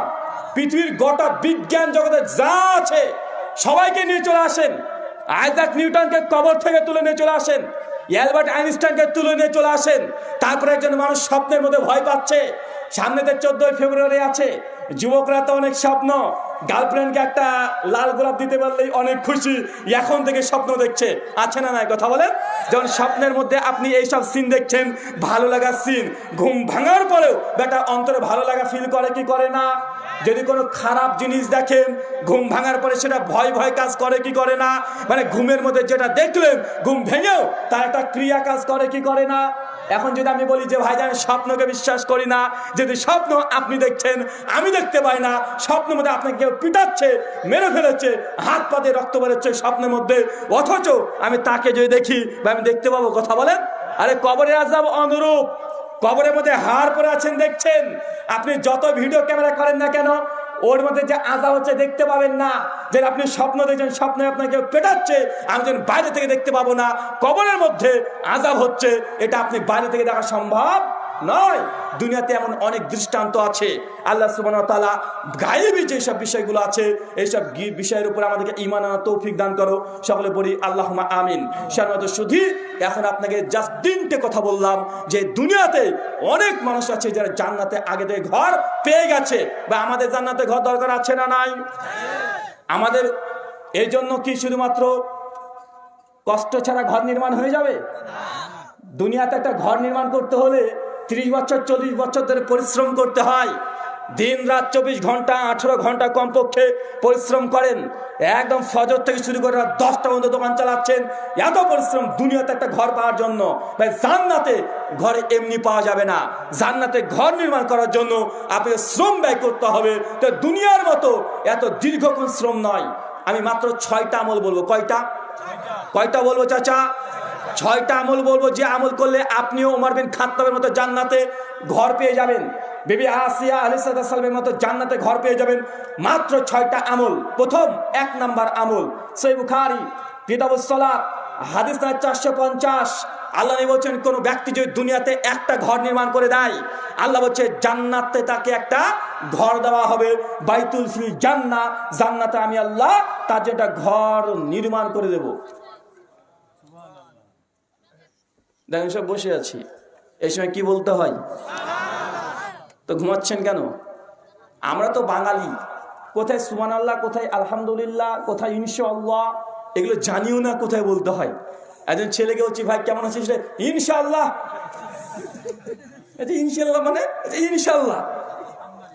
আর দোকানদার যারা আছে এদের কাছে ইনশাআল্লাহ এটার মানে আলাদা। আমাদের শেখ আব্দুল হামিদ ফৈজি আল মাদানী হাফিজাহুল্লাহ, উনি খুব রসিক মানুষ, কবিতার সুরে কথা বলেন। তো উনি বলছেন বাঙালির কাছে ইনশাআল্লাহ মানে কি জানো? তো কি বলছে? ইনশাআল্লাহ মানে দিব না রে শালা। মানে আপনার কাছে কেউ যদি টাকা পায়, বলে ভাই টাকা দিবি? দেবো, কাল দিবি তো? হ্যাঁ ইনশাআল্লাহ দেবো, মানে ও দেবে না, এই যে ইনশাআল্লাহ বলেছে। বা আছে না, কথা বলেন, ওর কাল আর শেষ হয় না। তো কোথায় ইনশাআল্লাহ বলতে হয়? চাচা, ভবিষ্যতে কোনো কাজ যখন করবেন, এখন নিয়াত চিন্তা করলে কি বলতে হয়? ইনশাআল্লাহ। মাশাআল্লাহ কোথায় বলতে হয়? সুন্দর একটা জিনিস দেখেছেন, ভালো একটা জিনিস দেখেছেন, মাশাআল্লাহ বলবেন। যুবক ভাইদেরকে উদ্দেশ্যে একটা কথা, এখন বললেই হয় যে একটা সুন্দর মেয়ে যাচ্ছে, হুজুর কি বলবো, এখানে কি মাশাআল্লাহ বলবো? যদি আপনার সুন্দর একটা ছেলে হয়, খুব সুন্দর দেখতে, কেউ যদি বলে আরে কি সুন্দর দেখতে, তো ছেলেটা হেব্বি দেখতে, আরে অনেক সুন্দর রে, কেউ বলে তার মুখে একটা থাপ্পড়, ভাই চুপ, আগে মাশাআল্লাহ বল। কথা বুঝতে পারছেন? যদি মাশাআল্লাহ না বলে ক্ষতি কি? কিছু রিওয়ায়াত আছে, তাবেঈদের আমল পাওয়া যায়, কোন সুন্দর জিনিস দেখার পর যদি মাশাআল্লাহ না বলা হয়, তো ওই জিনিসের মধ্যে নজর লেগে যায়। কথা বুঝতে পারছেন? ওই জিনিসের মধ্যে কি লেগে যায়? নজর। নজর লাগা সত্য, এটা হক। আর নাজরুন হাক্কুন, নজর লাগা এটা সঠিক। সে বুখারীর রিওয়ায়াত আসছে। তা আপনার সুন্দর যদি ছেলে হয়, সবাই যদি বলে এরে হেব্বি লাগছে দেখতে, অনেক সুন্দর, তাকে বলতে দেবেন না, আগে বলে মাশাআল্লাহ বলেন, তারপর অনেক সুন্দর হেব্বি লাগছে, যা ইচ্ছা তাই বলতে বলেন। সুন্দর একটা বাড়ি করেছেন, কেউ যদি বারবার বলে হেব্বি লাগছে বাড়িটা, ওকে বলবেন আগে তুই মাশাআল্লাহ বলেন। মাশাআল্লাহ না বললে ওই জিনিসের উপরে নজর লেগে যাবে, আর নজর লাগলে এর ফলাফল ধ্বংস হয়ে যাবে। কথা বুঝতে পারছেন? আল্লাহ বলছেন নজর লাগার ফলাফল একটাই, একদম কবর, মানে মৃত্যু পর্যন্ত। নজর ছোট সম্ভব না, মৃত্যু মতো হতে পারে। তার জন্য আপনার ছেলে যদি হয়, ফেসবুকে ছবি পোস্ট করা যাবে না। আপনার ছেলের ছবি, বাচ্চা মেয়ের ছবি কোথায় পোস্ট করা যাবে না? কথা বলেন। ফেসবুকে পোস্ট করা যাবে না, কারণ কার নজর কোন জায়গা থেকে লেগে যায় এটা আপনি বুঝতে পারছেন না। মনে করছেন এগুলো আমরা বলে যাচ্ছি, এমনি এগুলো না, এগুলো ফ্যাক্ট, এটা প্রমাণিত যে ফেসবুকে ছবি পোস্ট করা বন্ধ করতে হবে। বিশেষ করে ছোট ছোট ছেলে আর মেয়েদের। আর ছেলে মেয়ে ছোট ছোট সুন্দর হলে কি বলতে হবে? কথা বলেন মাশাআল্লাহ। আমি এবছরেই আমার দেশ ভারতের মালদাতে প্রোগ্রাম করতে গিয়েছি। তো মালদাতে প্রোগ্রাম করতে গিয়েছি, তো যে বাড়িতে আমি আছি, খাবারের সময় খাবার খেতে দিয়েছে। তার ছোট্ট একটা বাচ্চা ছেলেকে দিয়ে খাবার পাঠিয়ে দিয়েছে। যখন খাবারটা নিয়ে আসছে, হঠাৎ করে খাবার থাল থেকে পড়ে গেছে, উল্টো পড়ে গেছে। আর আমি তখন বলছি ইন্না লিল্লাহি ওয়া ইন্না ইলাইহি রাজিউন। এই কথা যখন বলেছি, ছেলের বাপ দেখছি বড় বড় গোল গোল চোখ করে তাকাচ্ছে। আমি তখন আঁচ করতে পেরেছি যে বেচারা কি যে ভাবলো রে বাবা। খাবার প্লেটের সামনে এসে দেখছি খাবার আর খোলে না, তাকিয়ে আসে আমার দিকে গোল গোল চোখ করে। তখন আমি কিছু বলতেও পারি না। আমি তখন কিছু না বলে, উনি তখন বলছেন মৌলভী সাহেব একটা কথা বলবো, মানে রাগ রাগ কণ্ঠে। আমি জি বলেন, কি বলবেন? বলছে যে আমার ছেলেটা না হয় থাল নিয়ে পড়ে গেছে, তার মানে আপনি এই মরার দোয়া পড়ে দিলেন? হ্যাঁ, আমার ছেলেটা মরে যাক এটা আপনি চাইলেন? আর আমার ছেলে বেঁচে আছে আর আপনি ইন্না নিল্লাহ পড়লেন? আমি বলছি হায় রে কপাল। আরে এটাই আমি বুঝেছি, কেন বাঙালিরা মনে করে ইন্না নিল্লাহ দোয়াটা শুধু মরা মানুষের জন্য দোয়া, এটা মরে গেলে পড়তে হয়। মাস এটা মনে করে, আছে না নাই? কথা বলেন। আরে ভাই, এটা শুধু মরার দোয়া নয়, হাত থেকে মোবাইলটা পড়ে গেছে তাও ইন্না নিল্লাহ পড়তে পারবেন। কথা বুঝতে পারছেন? যে কোনো খারাপ একটা সংবাদ শুনেছেন, তারপরে ইন্না নিল্লাহ পড়তে পারবেন। এখনই যদি কারেন্ট চলে যায়, ইলেকট্রিক চলে যায়, লোডশেডিং হয়ে যায়, এখনই ইন্না নিল্লাহ পড়তে পারবেন। এটা খারাপ সংবাদ শুনলে, খারাপ জিনিস ঘটে গেলে সেই সময় কি বলতে হয়? কথা বলে ইন্না নিল্লাহ। তো আমাদের মুসলিম সোসাইটি, মুসলিম সমাজ মানে কিভাবে বাড়িতে ঢুকতে হবে এটাও জানে না। বাড়িতে কি বলে ঢুকতে হয়? আপনি দেন? হ্যাঁ, আপনার বউকে সালাম দিয়েছেন কখনো? কে কে স্ত্রীকে সালাম দেন? একটু হাত তোলেন তো। আরে বউকে আবার সালাম দিতে হয় নাকি? দেখেন, আমি জানি দুই জায়গাতে মানুষ ঠেকে যায়। এক, বউকে সালাম স্বামী দিতে চায় না, খুব কম আছে, রেয়ার, খুবই কম। আরে বউকে সালাম দেওয়ার, বউকে সালাম দেবো কেন? আরে ওকে সালাম দিতে হয় নাকি? শুনলে যে না ও হাসিতে ওঠে, বউকে সালাম দেয় নাকি? বউকে যদি কেউ সালাম দেয়, বউ ভাবে স্বামীকে আবার সালাম দিতে হয় নাকি? মানে স্বামী স্ত্রীর সালাম লাগে না। আরে সালাম মানে কি? আসসালামু আলাইকুম, মানে তোমার উপরে শান্তি বর্ষিত হোক। আপনি কি আপনার বউকে গরম দেখতে চান না শান্তিতে থাকতে দেখতে চান? আপনার বাড়িতে অশান্তি হবে না তো আমার বাড়িতে হবে নাকি? আপনি বউকে কোন সালাম দেননি তো গরম হবে না তো কি হবে? তাই বউকে আগে সালাম দিয়ে প্র্যাকটিস করেন। বাড়িতে ঢোকার সময় সালাম দেন। নিজের বাড়িতে যদি ঢুকতে না পারেন, তা জান্নাতে যে ঘর আছে ওই ঘরে ঢুকবেন কিভাবে? মুসলমান, নিজের ঘরে ঢুকতে পারো না, আর আল্লাহ যে ঘর নির্মাণ করেছে জান্নাতে, ওই ঘর অত সহজে পেয়ে যাবে? জি না, প্র্যাকটিস করতে হবে। দুনিয়াতে একটু শ্রম ব্যয় করতে হবে। আল্লাহ বলছেন দুনিয়াতে কোনো ব্যক্তি যদি একটা মসজিদ নির্মাণ করে দেয়, বাইতুল ফিল জান্নাহ, জান্নাতে তার জন্য ঘর নির্মাণ করা হবে। আপনি মনে করছেন দুনিয়াতে মসজিদ মনে হয় টাচ দিয়ে করতে হবে, 10 তলা বিল্ডিং করতে হবে? চাচা না, আল্লাহ নবী আপনার জন্য সহজ করে দিয়েছে। সহিহ ইবনে মাজাহ হাদিস 1322, আল্লাহ নবী বলছেন দুনিয়াতে কেউ যদি একটা পায়রা ঢোপের সমানও মসজিদ নির্মাণ করে দেয়, তার জন্য জান্নাতে ঘর আছে। পায়রার ঢোপের সময় বুঝেন নাই? এই হাদিসের ব্যাখ্যাতে ইমাম হাজার আসকালানী রাহিমাহুল্লাহ তিনি বলছেন ফাতুল বাড়ির মধ্যে, এর উদ্দেশ্যে এটা নয় যে পায়রার ঢোপের সমানে একটা মসজিদ নির্মাণ করে দিতে হবে। মানে মসজিদ নির্মাণ করার জন্য আপনি যা ব্যয় করবেন, আপনার নিজের ব্যয় সর্বোচ্চ মানে নিয়ত আছে যে আল্লাহ যদি আমার টাকা থাকতো মসজিদ নির্মাণ করে ছাড়তাম, ভাঙা হলেও করে দিতাম, মাটির হলেও করে দিতাম। আল্লাহ আমার সামর্থ্য নেই, সর্বোচ্চ সামর্থ্য আমার এই টাকাটা আছে, আমি 1 লরি ইট দিতে পারবো, 50 বস্তা সিমেন্ট দিতে পারবো, 100 কেজি আমি রড দিতে পারবো, এর চেয়ে তোমার সামর্থ্য নাই। সামর্থ্য আপনার আছে না এটা আল্লাহ জানে, কিন্তু আপনার ইখলাসের দিক থেকে আপনি যদি সর্বোচ্চ দিতে পারেন মসজিদ নির্মাণের উদ্দেশ্যে, ইনশাল্লাহ ইনশাল্লাহ জেনে রাখেন জান্নাতে আল্লাহ আপনার জন্য ঘর নির্মাণ করে রেখে দিয়েছেন। ঘর পাবেনই পাবেন যদি মসজিদের জন্য ব্যয় করেন। পাবেন কি পাবেন না কথা বলেন? অবশ্যই পাবেন। শুধু মসজিদে ঘর তো পাবেন তো পাবেন। সুনান ইবনে মাজাহ 242 নম্বর হাদিস, আল্লাহ নবী বলছেন মানুষ মারা গেলে তার সমস্ত আমল বন্ধ হয়ে যায়, ইল্লা সালাসা, 3টা আমল থেকে যায়। অনেকগুলো ব্যাখ্যা, একটা হাদিস 242 ইবনে মাজাহ, আল্লাহ বলছে কেউ যদি দুনিয়াতে একটা মসজিদ নির্মাণ করে দেয়, এই ব্যক্তি কবরে যতদিন থাকবে তার কবরে নেকি প্রবেশ করতে থাকবে। মসজিদ থেকে যতবার আসবে আল্লাহু আকবার, আল্লাহ যতবার আজান হবে, আজান দিলে যত নেকি, এই ব্যক্তি কবরে বসে বসে সে নেকি অটোমেটিকই পাবে। যত মানুষ অজু করবে, অজু করলে যত নেকি, আপনি যত অজুখানা তৈরি করে দিয়েছেন, মসজিদ তৈরি করার সঙ্গে সঙ্গে আপনি সঙ্গে সঙ্গে কবরের মধ্যে অজু যতজন করেছে সবাই যত নেকি পেয়েছে, আপনি কবরে শুয়ে শুয়ে সে নেকি আপনার অ্যাকাউন্টে ঢুকতে থাকবে, আপনাকে গণনা করতে হবে না। ওরা ফেরেশতার কাজ।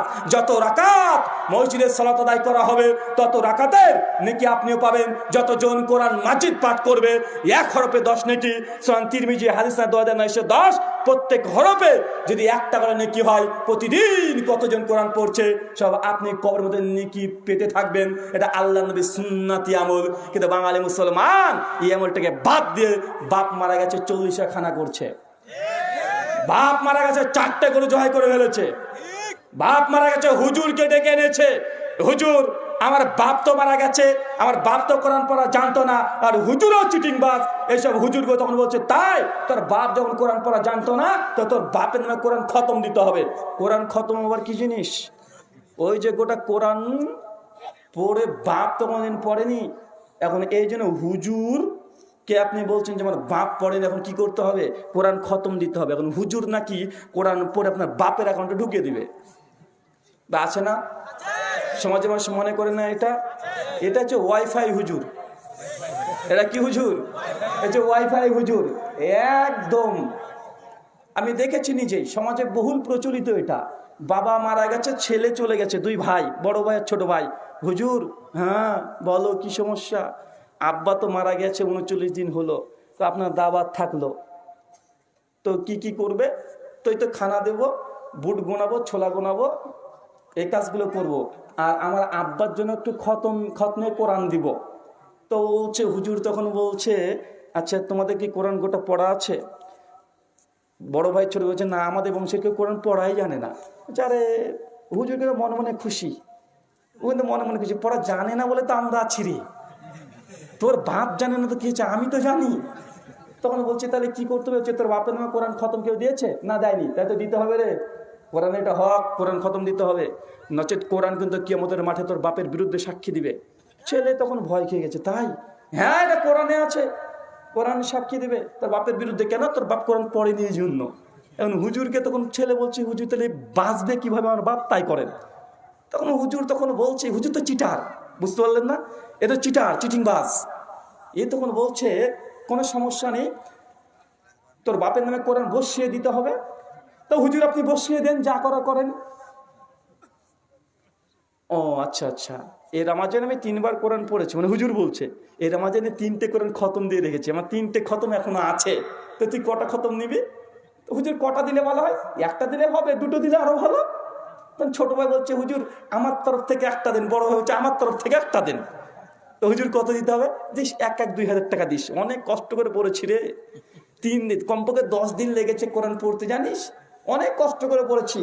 তোমার 3টে কোরআন রাখা আছে, মানে হুজুরের দোকান আছে, বুঝতে পারো, পড়ে রেখেছে, সেলফে তুলে রেখেছে। এখন হুজুরকে বলছে যে ঠিক আছে 1-2 হাজার টাকা ঠিক আছে দিয়ে দেবো। হুজুর বলছে আচ্ছা ঠিক আছে, কোনো সমস্যা নেই, তোর বাপের নাম বল, তো অমুক নাম, তার বাপের নাম অমুক নাম, তোর নাম বল অমুক নাম, নাম ঠিকানা নিয়ে এখন হুজুর কি বলতে বলে বলছে যা তোর বাপের অ্যাকাউন্টে চলে গেছে ওয়াইফাই। ভাই সমাজে আছে না নাই কথা বলেন, আছে না নাই? মানে হুজুরের পড়া কোরআন উনি কোথায় স্টক করে রেখে দিয়েছিল, মানে মাল রেডি আছে, টাকা দে কোরআন পুরো অ্যাকাউন্টে ঢুকিয়ে দিবে। ভাই এরকম সিটার হুজুর আছে না নাই? এগুলোকে আমি তার জন্য বলেছি আলেম ওলেমা দুই ভাগে ভাগ। কয় ভাগে ভাগ? একটা হচ্ছে ওলেমাই ক্রাইম, ক্রাইম মানে বোঝেন না, আর ওলেমাই কেরাম।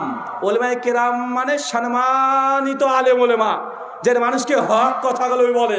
আর ওলেমাই ক্রাইম মানে বদমাশ, চিটিংবাজ, টাকা পয়সার ধান্দা, মানুষের কাছে টাকা পয়সা নিয়ে ভুলভাল ইবাদত শিখে দিয়ে চলে যাচ্ছে। আছে না নাই?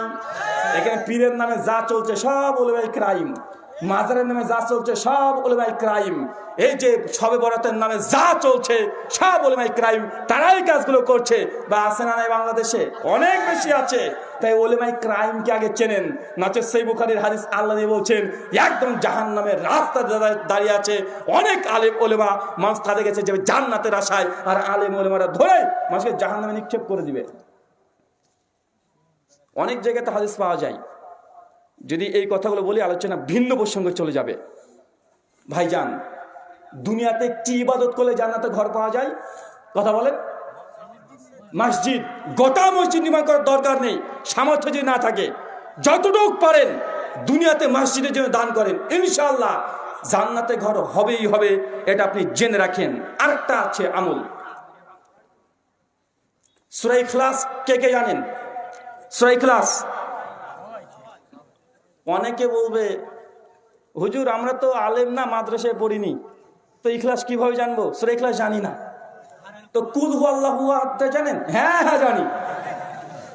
আচ্ছা কুল সূরাটা কে কে জানেন? একটু হাত তোলেন তো, হাত তোলেন। কুল সূরাটা দেখেন আগে চাইতে বেশি হাত তোলেনি। আরে হে চাচা, সূরা ইখলাস যেটা ওটাকে সূরা কুল বলা হয়, মানে আপনার ভাষায় কুল। সুনান দারিমি হাদিস নাম্বার 3472, হাসান লি গয়রি সনদ। আল্লাহ নবী বলছেন কোন ব্যক্তি যদি দিনে 10 বার সূরা ইখলাস, কয়বার চাচা? 10 বার সূরা ইখলাস পড়ে ওই ব্যক্তির আমল নামাতে আল্লাহ সুবহানাহু ওয়া তাআলা জান্নাতে একটা ঘর তার জন্য নির্মাণ করতে প্রস্তুত করে রেখে দেন। এই আমলটা কঠিন, সূরা ইখলাস পড়া কঠিন, কথা বলেন। সূরা ইখলাস কঠিন, ইনশাআল্লাহ 10 বার সূরা ইখলাস পড়া যাবে ইনশাআল্লাহ। কারা কারা 10 বার সূরা ইখলাস কাল থেকে পড়বো না? হাত তুলি। হ্যাঁ সবাই পড়বেন ইনশাআল্লাহ, সবাই পড়বো ইনশাআল্লাহ। আরেকটা হাদিস সুনান আবু দাউদ হাদিস নাম্বার 4800, কত বললাম? 4800। কোন ব্যক্তি নিজে হকের উপর আছে জানে, হকের উপর আছে জানে, একজন বাতিল কথাবার্তা বলছে, কিন্তু তার সঙ্গে আপনি বিতর্ক করলেন না, তর্ক করলেন না, আচ্ছা ঠিক আছে যা, ছেড়ে দিলেন। কথা বুঝতে পারছেন? এরকম যদি হয় তাহলে আপনার জন্য আপনার ধৈর্যের কারণে আল্লাহ জান্নাতে ঘর নির্মাণ করবে। কি বললাম? কথা বলেন। একজন ব্যক্তি একটা কথা বলছে, আপনার স্ত্রী বলছে দেখো তুমি তো আমাকে একটা শাড়ি কিনে দাওনি। আপনি বলছেন যে আমি কিনে দিয়েছি গো, কয়দিন আগে কিনে দিলাম না। বলছে না তুমি কিনে দাওনি, কিনে দেওনি। একটা তর্ক চলছে, অনর্থক তর্ক। আপনি জানছেন আপনার স্ত্রী একটা ভুল কথা বলছে, আপনি পুরুষ মানুষ, বেটা ছেলে, বাপের বেটা, আপনি তুই বলতে থাক, আচ্ছা ঠিক আছে তুমি ঠিক। কথা বুঝতে পারছেন? আচ্ছা তুমি ঠিক। আপনি যদি বলতে পারেন জান্নাতে আপনার জন্য ঘর আছে, আর আপনি তো কিনে দিন যে এখনই কিনে দিইনি, আরে সবই তো কিনে দিয়েছি, তোর বাপ মাকে কি দিয়েছে, তর্ক লাগে দেনে বউর সঙ্গে, স্ত্রীর সঙ্গে। দেখবেন জান্নাতে ঘর তো দূরের কথা, আপনার দুনিয়ার ঘরটা আগুন দিয়ে জ্বালিয়ে দেবে আপনার বউ। তাই স্ত্রীর সঙ্গে বেশি বিতর্কিত জড়াবেন না। কি জড়াবেন না? কথা বলেন। কারণ ও হচ্ছে বাঁকা, সবসময় বাঁকা কথাই বলবে। আল্লাহ নবী বলছেন নারীদেরকে তৈরি করেছে পাঁজরে বাঁকা হাড় থেকে। কি থেকে? কথা বলেন। বাঁকা হাড় থেকে। আল্লাহ বলছে যদি তুমি সোজা করতে যাও ভেঙে যাবে, আর যদি বারবার ওটা নিয়ে খেলাধুলা করো তাহলে জেনে ওটা তো ভাঙবেই। তার জন্য তার কাছে উপকার নিতে হলে তাকে ভালোবেসে কথা বলতে হবে, যা বলবে সেটাই ঠিক, যতক্ষণ না কোনো ক্ষতি করে ফেলছে। কথা বুঝতে পারলেন না? বউকে যারা বিয়ে করেছেন, এটা তো খুব গুরুত্বপূর্ণ কথা। যারা বিয়ে করেন তারা ভাবছে যে কবে যে করবো, শীত তো চলেই গেল, খুব দুঃখ, খুব কষ্ট, মানে স্ত্রী কখন হবে। আর যারা করেছে তারা বলছে কেন যে করলাম, 2 বছর পরে করলেই হতো। মানে দুজনই বিপদে, আছে না নাই? শোনেন, স্ত্রীকে যখন কন্ট্রোল করার একটাই নিয়ম, যা বলবে সব হ্যাঁ, সব হ্যাঁ। বাপের বাড়ি যাবো কিন্তু 4 দিন, এই 3 মাস পরে কিন্তু, বুঝতে পারলে মানে আজকে আসলো বাড়ি থেকে, বাপের বাড়ি থেকে, আবার এসে বলবে এ দেখো জানুয়ারি 15 তারিখে আসলাম, আমি কিন্তু এপ্রিল মাসে 15 তারিখে আবার যাব, ঠিক আছে? আপনি যদি এখন বলেন যাই তুমি আজকে আসলে আবার এপ্রিল মাসে 15 তারিখে যাবে, মানে না, যাওয়া হবে না। আজকে যদি এই কথা বলেন আগুন জ্বলবে বাড়িতে। কি বলতে হবে বলেন তো? না না, এপ্রিল মাসে 15 তারিখে, হ্যাঁ হ্যাঁ, এত লেট করে যাবা তুমি? আচ্ছা ঠিক আছে যাই। কথা বলেন, কিন্তু যখন এপ্রিল মাসে 15 তারিখ থাকবে অটোমেটিক এমনি ভুলে যাবে, ও মনে থাকবে না। কিন্তু আপনি যে ঝামেলা করেন তারিখ নিয়ে আজকে, ও তো মনে কি একদম ক্যালেন্ডার গোল করে দাগ দিয়ে রেখে দেবে। তাই ও যা বলবে ওখানে আপনি হ্যাঁ ঠিক আছে, যা বলবে আপনি মেনে নিন, যতক্ষণ না ক্ষতি করে ফেলছে। কথা বুঝতে পারছেন? একটা গল্প মনে পড়ে গেল, ছোট্ট একটা গল্প বলে বুঝতে পারবেন। একজন মাস্টার, স্কুল টিচার, অনেক কিন্তু বুদ্ধি না, পড়াশোনা করে তবেই তো স্কুল টিচার হয়েছে। আর একটা স্ত্রী, মানে তার বউ খুব বেশি পড়াশোনা করেনি, 8 ফেল। স্বামী স্ত্রী রীতিমতো চলছে সংসার। তো কিছুদিন পর বউ তার স্বামীকে বলেছে যাও বাজার থেকে একটা মুরগি নিয়ে আসো, মাংস নিয়ে আসো। স্বামী মুরগি নিয়ে চলে এসেছে, সরি বতক, বতক বতক বোঝেন? বতক বোঝা যায় না? তো বতক নিয়ে আসছেন। স্বামী এখন স্ত্রীকে দিয়েছে, এই নাও মাংস। রান্না টান্না করেছে, রান্না টান্না করার সময়তে স্ত্রী একটা রাং তুলে খেয়ে নিয়েছে। রাং বোঝেন? Leg piece. কি বলেন তো? লেগ পিস খেয়ে নিয়েছে। কে? বউটা খেয়ে নিয়েছে। খেয়ে তখন বউটা বলছে আরে আমি খেয়ে নিলাম, লেগ পিসটা খেলাম, বুঝতে পারিনি খাওয়া হয়ে গেছে। স্বামী যে কি বলবে, ও তো রান্না করার আগে বলো লেগ পিস ওর লাগবে আর ওর বাপকে দিতে হবে।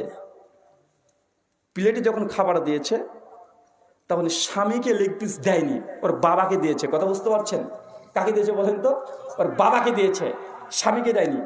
মাসে তখন চাই কি গো তোমাকে বললাম লেগ পিস দিতে, লেগ পিস দিলে না? ও যাই দিয়েছি তো। বলছে কই লেগ পিস? নেই তো প্লেটে। বলছে তোমার বাপের প্লেটের দিকে তাকাও, দেখো দেখো লেগ পিস। তখন সে বলছে সেটা বুঝলাম, ওটা তো বাপের, আমারটা কই? বুঝাই তুমি কটা বতক জবাই করেছো? তো একটা। বলছে পা আবার কটা হবে? তো মাস্টার তখন বলছে পা কটা হবে মানে? বতকের পা তো দুটো। দুটো মানে একটা। বউ বলছে একটা। কে বলেন তো? বউ বলছে একটা, মাস্টার বলছে দুটো। বলে কি দুটো? আর কেউ হাত মধ্যে বললো না বতকের পা একটা, আর তুই বলছিস মানে? ও তো যাই তুমি মাস্টার কি খেয়ে লেখাপড়া করেছো তুমি জানো না বতকের পা একটা হয়? এখন লেগে গেছে ঝামেলা। বউ বলছে একটা আর মাস্টার মশাই তার স্বামী বলছে দুইটা। সঙ্গে সঙ্গে স্বামী তখন বলছে চল বাইরে নিয়ে চলে গেছে বউকে নদীর মধ্যে। বতককে দেখাচ্ছে, দেখ বতক দেখ কটা পা। হ্যাঁ, বউ তখন বলছে পা তো দুটোই, এ বতকের পা দুটো। কথা বুঝতে পারছেন না? বলছে আমাদের এলাকার যে বতকগুলো আছে এর পা দুটো। যে তুমি কিন্তু যে দোকান থেকে নিয়ে এসেছো না ওটা কিন্তু একটাই পা ছিল, মানে এখনো ও নিজের জায়গা থেকে নড়ছে না। ও কিন্তু বলছে আমাদের গ্রামের যে বতক এগুলো দুটো পা, তুমি যে দোকান থেকে এনেছো ওটার কিন্তু একটাই পা ছিল। স্বামী মাস্টারমশাই গিয়েছে রেগে, বলে কি রে? ও তখন করেছে কি কিছু একটা দিয়ে, হাতে কি একটা ছিল ওটা দিয়ে স্ত্রীকে মারতে গেছে আর লেগেছে গে বতকে। আর বতককে যখন লেগেছে বতক সঙ্গে সঙ্গে একটা পা তুলে ফেলেছে। ভাই দেখেন না বতক পা তুলে ফেলে আছে না? পা তুলে এক পায়ে দাঁড়িয়ে আছে। সঙ্গে সঙ্গে বউ তো দেখো তো দেখো বতকটা দেখো দেখো ওর একটা পা। কথা বুঝতে পারছেন? ওই বতকটা দেখো ওর একটা পা। বলছে আসলে তার মানে বতকের কিছু বতকের একটা পা হয়, কিছু বতকের দুটো পা হয়। মানে বউর সিদ্ধান্ত এটা, বলছে তুমিও ঠিক আমিও ঠিক। কথা বুঝতে পারলেন না? মানে এদের মানে এত বিতর্ক প্রিয়, মানে এর এক্সপার্ট কথার মধ্যে থেকে কথা বের করতে। তাই ওরা যা বলছে ওখানে স্টপ, তুমি ঠিক। আর যদি আপনি 19-20 করতে যান, বউর সামনে একটু পুরুষ ভাব নিতে যান, বাড়ি ঘর আগুন দিয়ে জ্বালিয়ে দিবে। সাবধানে থাকবেন। এর মানে এ নয় যে মেয়েদেরকে আমি অপমান করলাম। আল্লাহ সুবহানাহু ওয়া তাআলা তাদেরকে যে মাকাম দিয়েছে, যে মর্যাদা দিয়েছে, মায়ের পায়ের নিচে জান্নাত, এর চাইতে বড় মাকাম আর হতে পারে না। প্রত্যেক সফল পুরুষের পেছনে একজন করে নারী অপরিহার্য, আছে না নাই? কথা বলেন।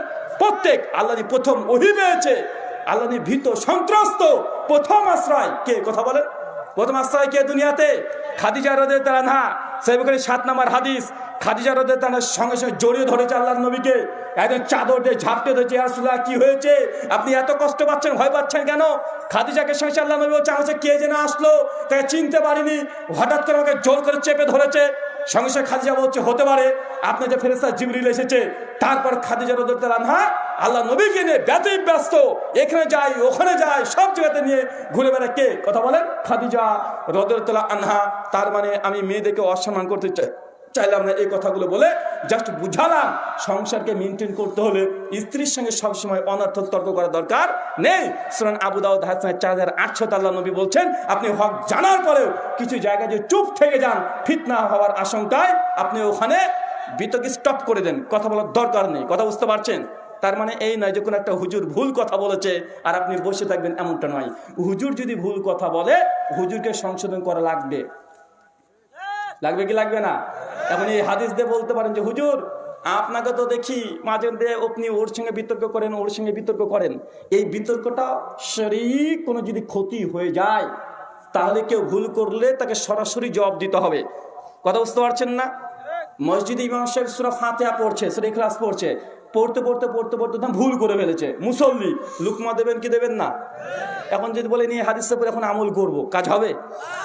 এই আমলটা কোথায়? ওই ঘরের মধ্যে, যেখানে শরীয়ত উপরে কন্ট্রাডিক্ট করছে না, ফিতনা আশঙ্কা আসছে না, সেই জায়গায় অনর্থক একটা বিষয় নিয়ে বিতর্ক চলছে, ওখানে আপনি ধৈর্য ধারণ করেন, কথা বলার দরকার নেই। আর যেখানে শরীয়তের কেউ চ্যালেঞ্জ করছে, শরীয়তকে অপব্যাখ্যা করছে, সেই সময় আপনাকে তাকে জবাব দিতে হবে, কথা বলতে হবে। এটা ইসলামী শরীয়তের কি নিয়ম। অনেক ঘটনা আছে, সেই দিকে যাচ্ছি না। আরেকটা আমলের কথা বলবো, যে আমলটা খুব কঠিন। সুনান তিরমিজি হাদিস নাম্বার 1021। কত বললাম?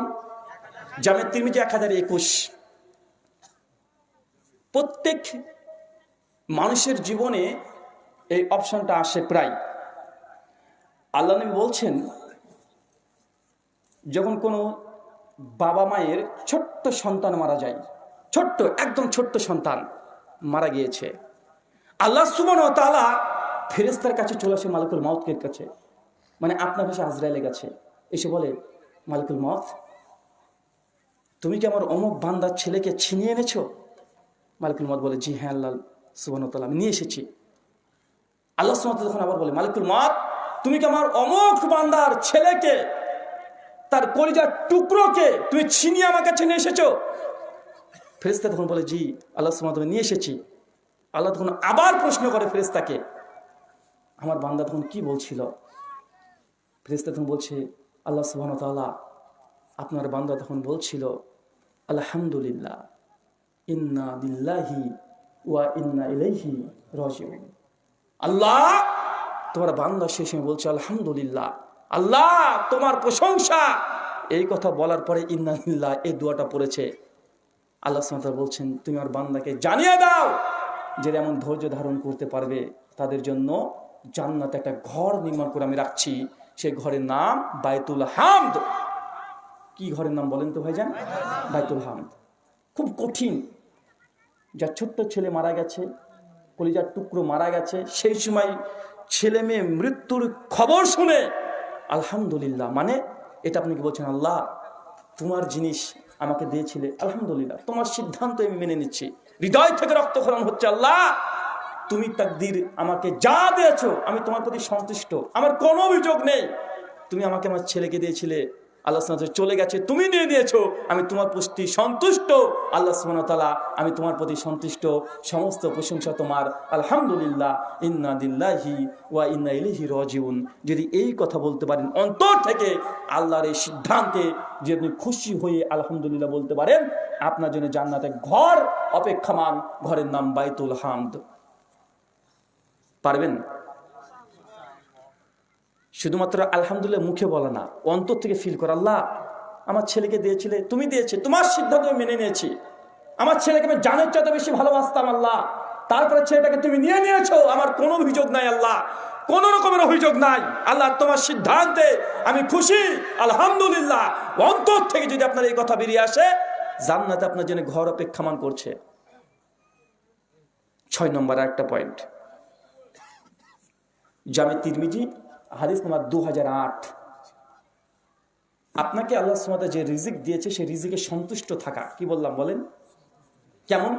আপনি একজন ব্যবসায়িক দোকানদার, সারাদিন অপেক্ষামান কাস্টমার বিক্রি করেছেন, দিন শেষে সবাইকে টাকা দিচ্ছেন, এই ভাই আছে না ভাইজান, সারাদিন বেচাকেনা করলেন, কেউ চলছে ভাই আমি এত টাকা পাবো, ও বলছে অত টাকা পাবো, ওই দোকানদার এসে এত টাকা পাবো, সারাদিন খরচ করতে করতে করতে করতে বাড়ির খরচ, মেয়ের খরচ, কারেন্ট বিল, ইলেকট্রিক বিল, ছেলের টিউশনি ফি সব দিয়ে দিন শেষে দেখছেন এত কষ্ট করে মাত্র 40 টাকা আপনার পকেটে লাভ ঢুকছে।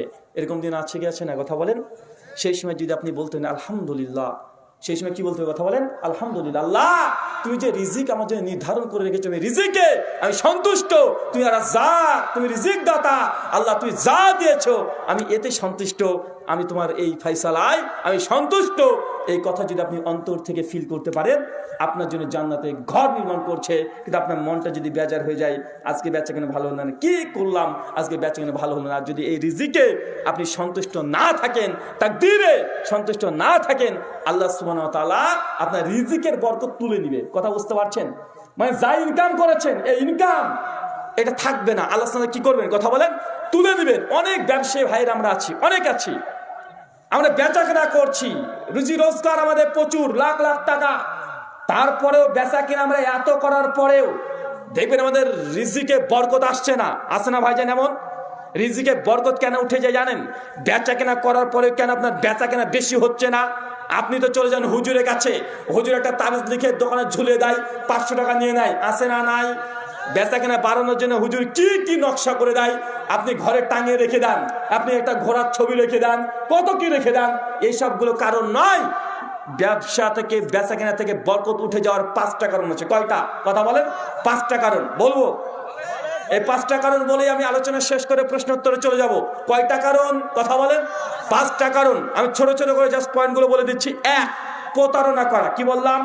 প্রতারণা করা। সহিহ বুখারী হাদিস না 2110, আল্লাহ নবী বলছেন, কোন দোকানদার ক্রেতা বিক্রেতা দুজন মাল ক্রয় বিক্রয়ের সময় যদি কোনো প্রতারণা দোকানদার করে, এই দোকানে এই ব্যবসাতে বরকত আল্লাহ তুলে দিবেন। প্রতারণা আছে না নাই? অনেক সময় দেখা যায় চাঁপাইনবাবগঞ্জে পেট্রোল বিক্রি হয় বোতলে করে, আছে না ভাইজান? বোতলে তেল কত থাকে? 900 গ্রাম। দাম কত নেয়? 1 লিটারের 100 গ্রাম। এখানে প্রতারণা হয়েছে কি হয় নাই? কথা বলেন। পেট্রোল বিক্রি করছেন, কেরোসিন তেলে মিশিয়ে দিয়েছেন, আছে না নাই? কথা বলেন। আছে। প্রতারণা, ধোঁকাবাজি। আপনি একটা ফলের দোকানদার, সামনে ভালো ভালো ফল রেখে দিয়েছেন, পেছনে পোকা লাগাগুলো রেখে দিয়েছেন, আপনাকে বললেন যে ভাইজান কত করে নেবেন, আপনি দাম দর ঠিকই করেছেন, কিন্তু 2-3টে আপনি খারাপ মাল দিয়ে দিচ্ছেন, আছে না নাই? কথা বলেন। প্রতারণা। এলাকাতে যত মানুষ আছে, বেচা কেনা করার সময় যদি কেউ প্রতারণা করে কাস্টমারের সঙ্গে, মাল তো বিক্রি হয়ে যাবে, বেচা কিনা তো হবে, কিন্তু এই দোকানে তার টাকা পয়সাতে বরকত থাকবে না, আল্লাহ বরকত তুলে নেয়। কথা বুঝতে পারছেন? এখন কে কিভাবে ইনকাম করেন, আর ইনকামের মধ্যে কোনো প্রতারণা আছে না নাই দেখে নেন। এতগুলো প্রতারণার কথা বলা সম্ভব নয়। আপনি ব্যবসায়িক, আপনি আপনার যে বিক্রেতা আছে, মানে যে ক্রেতা আছে, খরিদ্দার আছে, তার সঙ্গে কোনো প্রতারণা করছেন কিনা দেখে নেন। যদি করেন, বিক্রি করবেন, লাখ লাখ টাকা বেচা কেনা হবে, বরকত থাকবে না। মাস শেষে দেখবেন যে আপনার কাছে লোকের টাকা পায় মহাজনে, বেচা কেনা প্রচুর করেছেন, মাস শেষে দেখবেন যে না, ওই মহাজন তো এত টাকা পাই, এই মহাজন এত টাকা পাই, আছে না নাই? কথা বলেন। কেন? আপনি ব্যবসাতে প্রতারণা করছেন জনসাধারণের সঙ্গে। যতই লাখ লাখ টাকা বেচা কেনা করেন, এখানে আপনার বরকত থাকবে না। 1, 2 মিশকাত হাদিস 2793, কোনো মাল বিক্রি করার সময় তো মিথ্যা কসম কাটা, আছে না নাই? ভাই এটা দাম কত? এই শাড়িটার দাম তো 600 টাকা, 400 টাকা দিয়ে দেন। আল্লাহর কসম ভাই, 450 টাকা দিয়ে কিনেছি, আপনি 450 টাকা দেন, দিয়ে দেবো, অচ 450 টাকা দিয়ে কিনে নি। বিক্রি করার জন্য মিথ্যা কসম, আছে না নাই? কথা বলেন। আছে না নাই? আল্লাহ নবী বলছেন, কোন বিক্রয় দাতা যদি বিক্রয় করার সময় মিথ্যা কসম কাটে, তার দ্রব্য বিক্রয়ের জন্য আল্লাহ সুবহানাহু ওয়া তাআলা তার বরকত তুলে নেবেন। এখন আপনারা দেখেন, কোনো কিছু যখন আপনি বিক্রয় করছেন, অর্থ উপার্জন করছেন, কসম কি মিথ্যা কাটছেন? যদি কসম মিথ্যা হয়, মাল বিক্রি হয়ে যাবে, এটা ঠিক, কিন্তু বরকত পাবেন না, টাকাতে বেচা কেনায় বরকত থাকবে না। পয়েন্ট নম্বর 3, কৃপণতা। সহিহ বুখারী 1442 নম্বর হাদিস, আল্লাহ নবী বলছেন, রিজিক আছে, উপার্জন করছেন, কিন্তু আপনি যদি কৃপণতা করেন। কেমন কৃপণতা? কিভাবে বুঝবেন? আপনি বড় ভাই, আপনার বাড়িতে মেজ বোন বেড়াতে এসেছে, জামাই ছেলে মেয়ে নিয়ে আপনি তখন বলছেন কদিন আগে আবার আসলো, আবার কেন আসলো? বাড়িতে আপনার খালামণি এসেছে, আপনার মনটা রাগ ধরেছে, খালা কেন আসলো? আসলে এখন শাড়ি দিতে হবে, তার ছেলে এসেছে টাকা দিতে হবে, খাওয়াতে হবে। এই যে একটা অন্তরে কৃপণতা কাজ করছে, আছে না নাই? কথা বলেন, আছে। আপনি বেচাকেনা করেছেন, আপনার বাবার 100 টাকা করে ঔষধ লাগে, বাবাকে ঔষধ কিনে দিতে আপনার ভাল লাগে না, বাধ্য হয়ে দিচ্ছেন, আছে না নাই? কথা বলেন। আপনারা 2 ভাই, বাপ মা বৃদ্ধ হয়ে গেছে, 2 ভাই বিয়ের পরে মিটিং বসিয়েছেন, এই ছোট ভাই বাপকে আমি রাখছি, তুই মাকে রাখ, আছে না নাই? কথা বলেন। কৃপণতা এগুলো কি? কথা বলেন। কৃপণতা, এগুলো কি? কথা বলেন। কৃপণতা। যদি রিজিক উপার্জন করছেন কিন্তু কৃপণতা করেন, যেগুলো দায়িত্ব আপনার জন্য বাধ্যতামূলক, বাপ মার জিম্মেদারি, তার ঔষধ খাওয়া দাওয়া, তার পরিষেবা, সন্তান হিসেবে আপনার বাধ্যতামূলক আপনার, আর আপনি এখানে যে কৃপণতা করেন, লাখ লাখ টাকা ইনকাম করবেন, বরকত থাকবে না টাকাতে। 4 নাম্বার তাকদীর। কি বললাম? তাকদীর। একটু আগে যেটা আলোচনা করছিলাম, যা উপার্জন হয়েছে দিন শেষে ক্যাশ বাক্সটাকে গোনার সময়তে আলহামদুলিল্লাহ বলতে হবে যে আল্লাহ যা দিয়েছ আমি খুশি। মাস শেষে বেতন পাবেন, যা পাচ্ছেন, আল্লাহ আমি তোমার এই রিজিক, তুমি আমাকে যা দিয়েছ আমি এতে খুশি। কথা বুঝতে পারছেন? সামনে যা খাবার এসেছে, যদি 1 তরকারি দিয়ে খাবার হয়, ওটা খেয়ে আপনাকে খুশি থেকে বলতে হবে আলহামদুলিল্লাহ। যদি আপনি বলেন যে আজকে আপনাকে খাবার ভালো দেয় নাই, 1টা তরকারি দিয়েছে বা একটু পুড়ে গেছে খাবারটা, আপনি নারাজ হয়ে গেলেন, কি দিয়েছে, ধাক্কা মারলাম, খেলাম না। এটা আল্লাহ যে রিজিক দিয়েছে, এই রিজিককে অস্বীকার করা হচ্ছে, আপনার তাকদীরকে আপনি সরানোর চেষ্টা করছেন। কথা বুঝতে পারছেন? যা আছে, পানি ভাত যদি আপনাকে দেয়, ওটা খেয়ে বলতে হবে আলহামদুলিল্লাহ। যা উপার্জন করেছেন শেষে বলতে হবে আলহামদুলিল্লাহ। কথা বুঝতে পারছেন? তাই রিজিক বাড়বে, বরকত কি হবে? কথা বলেন। বরকত হবে। কোন দিক দিয়ে হবে এটা আপনি বুঝতে পারবেন, এটা আল্লাহ সুবহানাহু ওয়া তাআলা যা তিনি দিয়ে দিবেন। দেখবেন অনেক দোকানদার আছে, সারাদিন বেচা কেনা নাই, সারাদিন বেচা কেনা নাই, দোকানটা বন্ধ অলরেডি করে দিয়েছে, হঠাৎ করে একটা কাস্টমার চলে এসেছে, ভাই 20 কেজি তাতে চাল দেন আর 5 কেজি ডাল দেন, বা আছে না নাই? কথা বলেন। স্বাধীন যেটা করে ইনকাম যা হয়নি, রাতে বন্ধ করার পরে তা ইনকাম হয়ে গেল, আছে না নাই? এটা হচ্ছে রিজিক। কোন দিক থেকে আসবে আপনি নিজে বুঝতে পারবেন না। আর 6 নম্বর, আত্মীয় সম্পর্ক ছিন্ন করা যাবে না। কি বললাম? বোন জমি পাই, বাপের সম্পত্তি দেননি, এই জন্য আপনি বোনের সঙ্গে সম্পর্ক শেষ করে দিয়েছেন। খালা বারবার বাড়িতে আসে, এই জন্য খালার প্রতি রাগান্বিত, দুর্ব্যবহার করে দিয়েছেন, আছে না নাই? কথা বলেন। রক্তের কানেকশন যেগুলো আছে ডাইরেক্ট, এদের সঙ্গে সম্পর্ক নষ্ট করা যাবে না। পাপিষ্ট হোক, পাপী হোক, বেনামাজি হোক, বিপদে পড়লেই তাকে সহযোগিতা করতে হবে। কথা বুঝতে পারছেন? বিপদে পড়লেই সহযোগিতা করতে হবে। যদি আপনার আত্মীয় অমুসলিম, হিন্দু, খ্রিস্টানও হয়, তারপরেও যদি সে, আপনি জাকাত হয়, জাকাত আগে কে পাবে? নিজের আত্মীয়। যদি অমুসলিম হয় জাকাত পাবে না, এমনি দান সাদাকা পাবে। কথা বুঝতে পারছেন? এই 5টা পয়েন্ট আপনাকে বললাম, যার জন্য আপনার উপার্জন থেকে বরকত চলে যায়। কি চলে যায়? কথা বলেন। বরকত চলে যায়। মহান সত্য আল্লাহর কাছে দোয়াই প্রার্থনা, আল্লাহ যে কথা বললাম প্রথমে আমাকে, তারপর আপনাদের প্রত্যেককে আমল করার তৌফিক দান করো, সকলে বলি আমিন। টোটাল কয়টা জিনিস বলেছি? 5টা। আর আগে কয়টা বলেছি? 6টা। টোটাল কয়টা হয়েছে?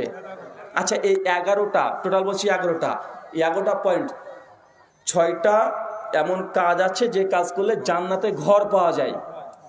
বলেছি না ভাইজান 6টা? আচ্ছা, কেউ বলতে পারবেন কোন কোন আমল? যে বলতে পারবেন আমার তরফ থেকে একটা হাদিয়া থাকবে, হাত তোলেন। কে বলতে পারবেন? দাঁড়ান, দাঁড়িয়ে বলেন। আচ্ছা, বসে বলেন, বসে বলেন। মসজিদ নির্মাণ করা হয়েছে, তারপরে বলেন। মাশাআল্লাহ, সূরা ইখলাস 10 বার। তারপরে বলেন। ভাই আপনি আবার টুকলি দিচ্ছেন কেন রে পাশ থেকে? আপনার পরীক্ষা হবে। জি, তারপরে বলেন।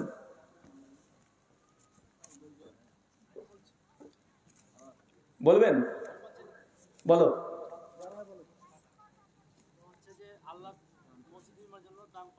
জি, মসজিদ 10 বার সূরা ইখলাস।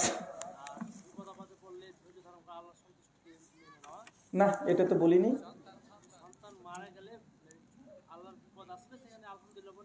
জি, শুকরিয়া। তারপরে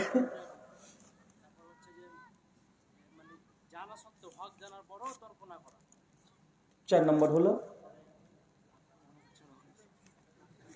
4 নম্বর। আচ্ছা, দুটো বাদ পড়েছে, কে বলতে পারবেন? জি, মাশাআল্লাহ, রিজিকে সন্তুষ্ট। হ্যাঁ, না, রাস্তার হক আদায় বলিনি, তারপরে বলেন। না, তাও বলিনি, এটা তো আলোচনা প্রসঙ্গে এসেছিল। আচ্ছা, 6 নম্বর তো আমি বলিনি, তো আপনি বলবেন কিভাবে? 6 নম্বর বলিনি। সুনান তিরমিজি 415 নম্বর হাদিস, কেউ যদি প্রত্যহ সুন্নাত 12 রাকাত নামাজ আদায় করে, 12 রাকাত, জোহরের পূর্বে 4, পরে 2, মাগরিবের পরে 2, এশার পরে 2, ফজরের আগে 2, টোটাল 12 রাকাত কেউ যদি নামাজ পড়ে, আল্লাহ নবী বলছেন বাইতুল ফিল জান্নাত, জান্নাতে তার জন্য একটা ঘর নির্মাণ করা হবে। কথা বুঝতে পারছেন? তো আপনারা সবাই তো টুকলি করে পাস করেছেন, আর আমি একটা মাল্টিপল চয়েস দিয়েছি, আসলে বলছি 5টা, আমি 6টা বলেছি, আপনার হ্যাঁ 6টা, ধরা পড়ে গেছেন। শুকরিয়া, জাযাকাল্লাহু খাইরান। 4টে যে ভাই বলেছে, তারপরে তার জন্য আমার তরফ থেকে হাদিয়া থাকবে, ভাই হাদিয়া নিয়ে যাবেন ইনশাআল্লাহ। শুকরিয়া। জি, প্রশ্ন কি করবো না চলে যাবো ভাইজান? আজকে বাংলাদেশে আমার প্রথম 2024-এ প্রথম প্রোগ্রাম, ফার্স্ট প্রোগ্রাম আজকেই। শুকরিয়া, বারাকাল্লাহু ফিক। প্রশ্ন। আসসালামু আলাইকুম ওয়া রাহমাতুল্লাহ। এই মহিলাদের থেকে প্রশ্ন এসেছে, প্রথম প্রশ্ন, মেয়েরা মাইকে গজল পড়তে পারবে কি? মেয়েরা মাইকে গজল পড়তে পারবে কি পারবে না, বয়স যদি 7-এর নিচে হয়, এখনো নারী নারী কণ্ঠ আসেনি, শরীর নারী নারী ভাব এখনো আসেনি, চলন আচরণ এখনো নারী নারী ভাব আসেনি, তাহলে এইসব মেয়েরা তারা গজল মাইকে বলতে পারবে। পর্যাপ্ত শৈলে কাপড় রেখে সাধারণ মানুষের সামনে সে কথা বলতে পারবে।